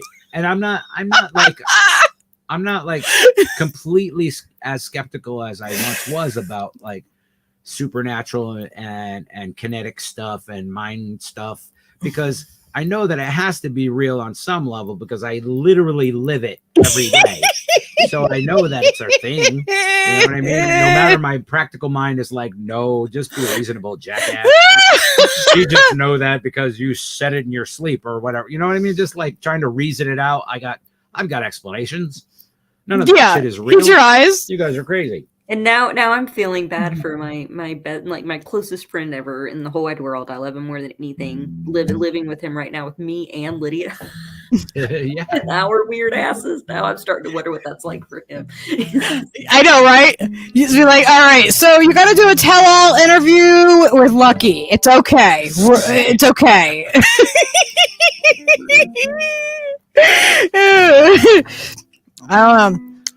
I think because I have the background that I have, and being somebody that is like, on the spectrum, neurodivergent, whatever, however you want to like describe it, and being a weirdo like that, and being a military brat, and all that history that brought me to where I am, like, I have like some of the coolest conversations with like absolute strangers, and yeah. it is the coolest thing ever. Mouse says his face hurts from laughing.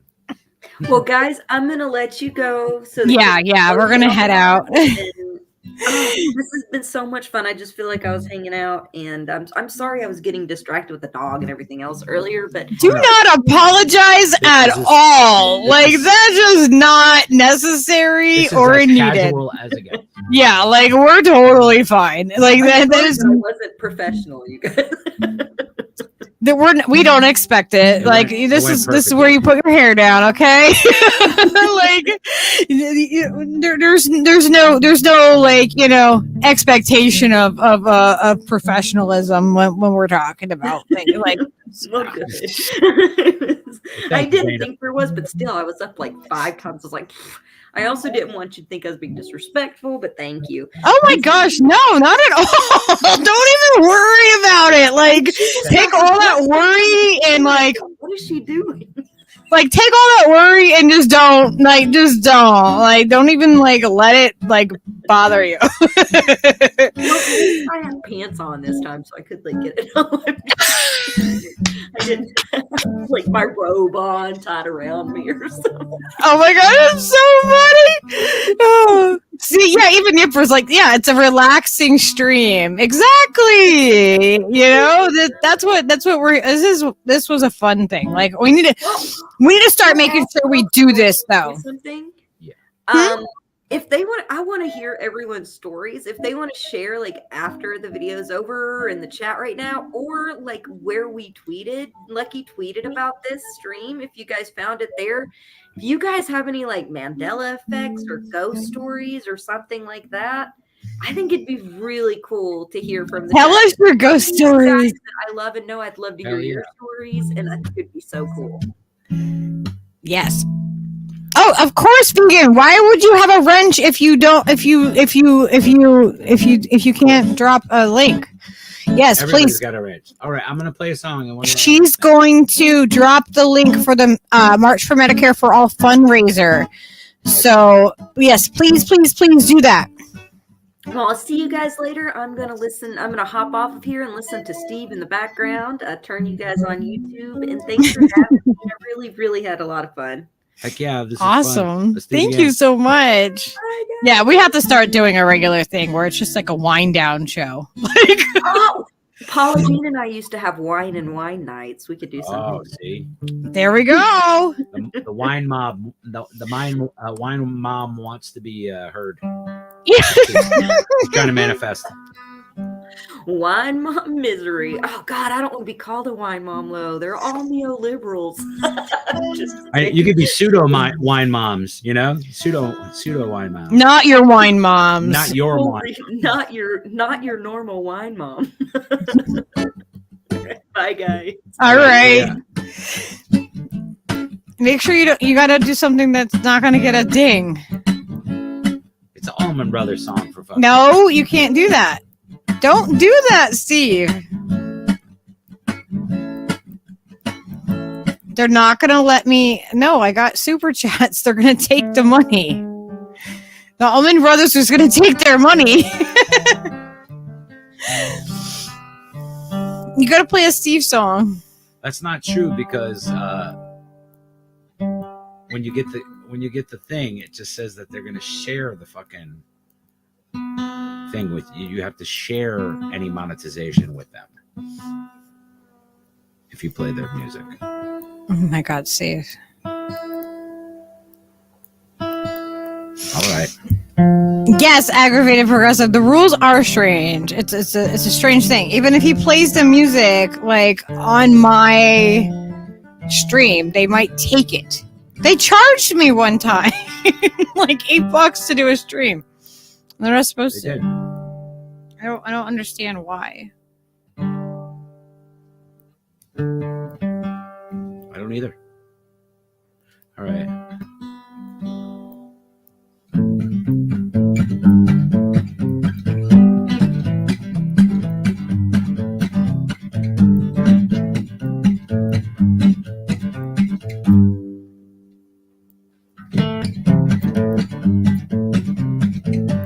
Loaded up the wagon with trip supplies. Kinfolk in the street all waving goodbye. Set on the trail toward the western sky. Know we make a better living if we can survive.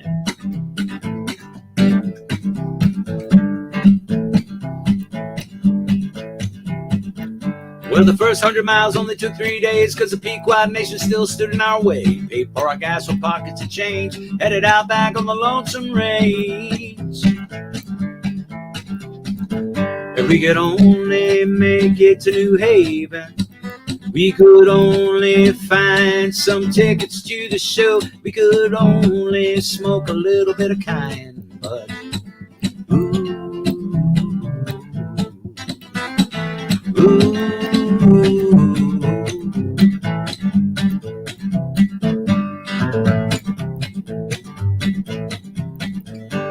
20 miles east of Syracuse, almost hit a cop when the tire came loose. Didn't have a spare, only an excuse, and a half a pound of nuggets from a freak named Bruce. From a freak named Bruce. We could only make it to Pittsburgh. We could only find some tickets to the show. We could only drop a little nitrous. Said, ooh, up a little nitrous. Didn't lose it till the second night. The terrapin was short, but the plane was tight. Jerry played a stranger with a broken string. Ran turned into Bruce. Bill began to sing. Scarlet in a fire, Steven in a space. Went to take a look and someone stole my face. Someone stole my face.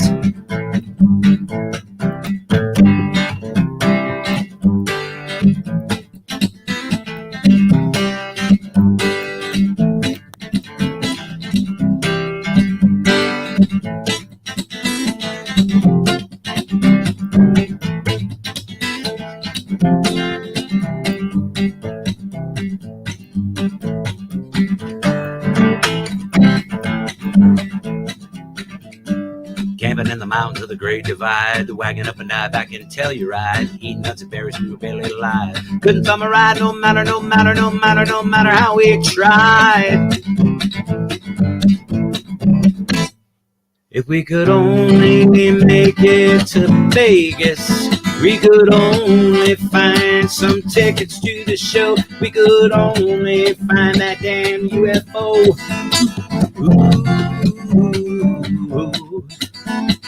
Ooh, take me to your leader. 911, how can I help you? Well, there's a 12-foot alien in my backyard. Is he illegally parked?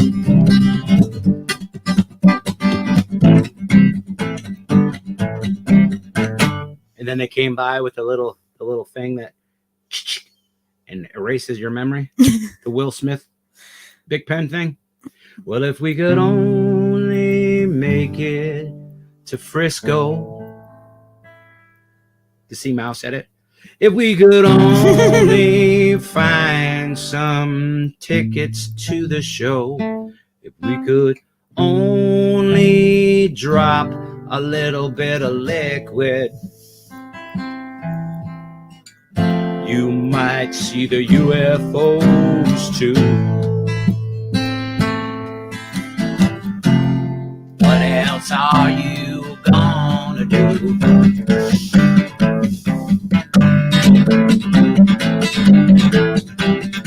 If we could only make it to Frisco, we could only find some tickets to the show. We could only hear them boys playing. Ooh, ooh, ooh, ooh.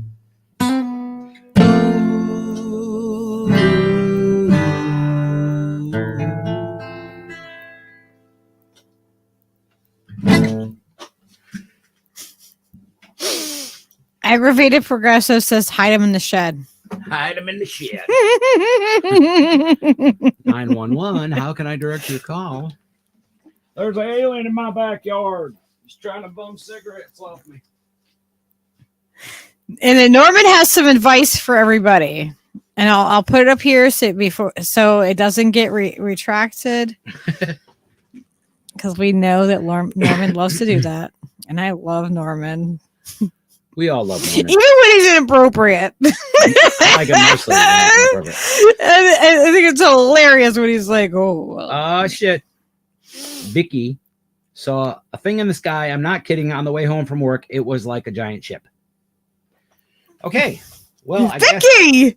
Oh my god! I guess Vicky's made first contact, and how'd that go? Let them know where we are, okay, Vicky? If they're taking you, then make sure they swing by and get us. I mean, if you can travel at light speed, just pop on by and we'll jump on. Beam us up. Just bring us up, man. Bring Leo and Everett. If it's a good thing, you know what I mean. Yeah, if it's a party, we want to be on board for sure. We'll eat the alien mushrooms. Absolutely. Because mushrooms. I would try to say this before. Mushrooms are closest to our own DNA, and you know what? They're not from this planet. And guess what?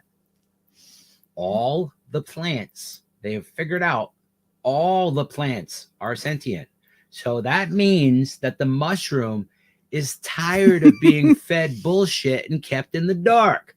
It wants everybody to be with them. So it's making its own self popular because it's sentient. It's using its mind control powers to affect everybody so that everybody loves the mushroom. Because the mushroom should be loved. Are the mushrooms really the aliens? I think the mushrooms are one form of the aliens. Absolutely. I think the aliens brought us mushrooms. They did. But I think V.S. Adams is one of the best people we could have for a first contact scenario. You could probably do worse than that. Did you see what Norman? Just tell him right. Did you see what Norman said? I'm sorry. Did you see what he said? What did who say? Norman. Norman said, "Never go with a woman having her first child. Don't ever hold her hand. A woman giving birth is a dangerous, wounded animal." That's right. Be careful where you grab onto that, because I don't know. You want to will draw back a nub. I don't think you probably would want to hold my hand during like my first childbirth. Like I have crazy strength. Like I would probably break your hand. She's got like mycelium strength, bro. Without even trying. Like I don't have to go work out to get the strength. They put antifungal in cow feed out. I know, bro. I used to live in Florida, and it was the greatest thing of my life, being able to wake up in the morning and go get fucking mushrooms and just get them. They're putting antifungal in the feed now? Yes. Oh, they have been forever. That's why they feed them like grain. That they treat it with fucking garbage that restricts the fucking bacterial growth, so the mushrooms can't take hold. That's why it's important for cows to eat free range stuff, so that they will poop and make mushrooms, because that's the mycelium is they're all supposed over the to ground. make them. The entire state of Florida is a web of mycelium, right? And it's just waiting to be fucking fed enough to fucking to bloom. Oh my gosh! So Vicky, did this happen tonight, Vicky? I pulled over because it was like when the natives they couldn't comprehend because they'd never seen it before. I don't know. She keeps giggling. I'm not sure if she. I know. You better email us and tell us if it's true or not. We don't have to tell anyone else, okay? Keep it a secret. We'll keep it a secret. But if they got good space weed, let us know. Oh, Teresa, you're so cute. She's like, I want to be neurodivergent too. Fuck yeah, you are honorarily neurodivergent. Just because we thought of the same thing at the same time. That's my story, and I'm sticking to it. Oh my gosh.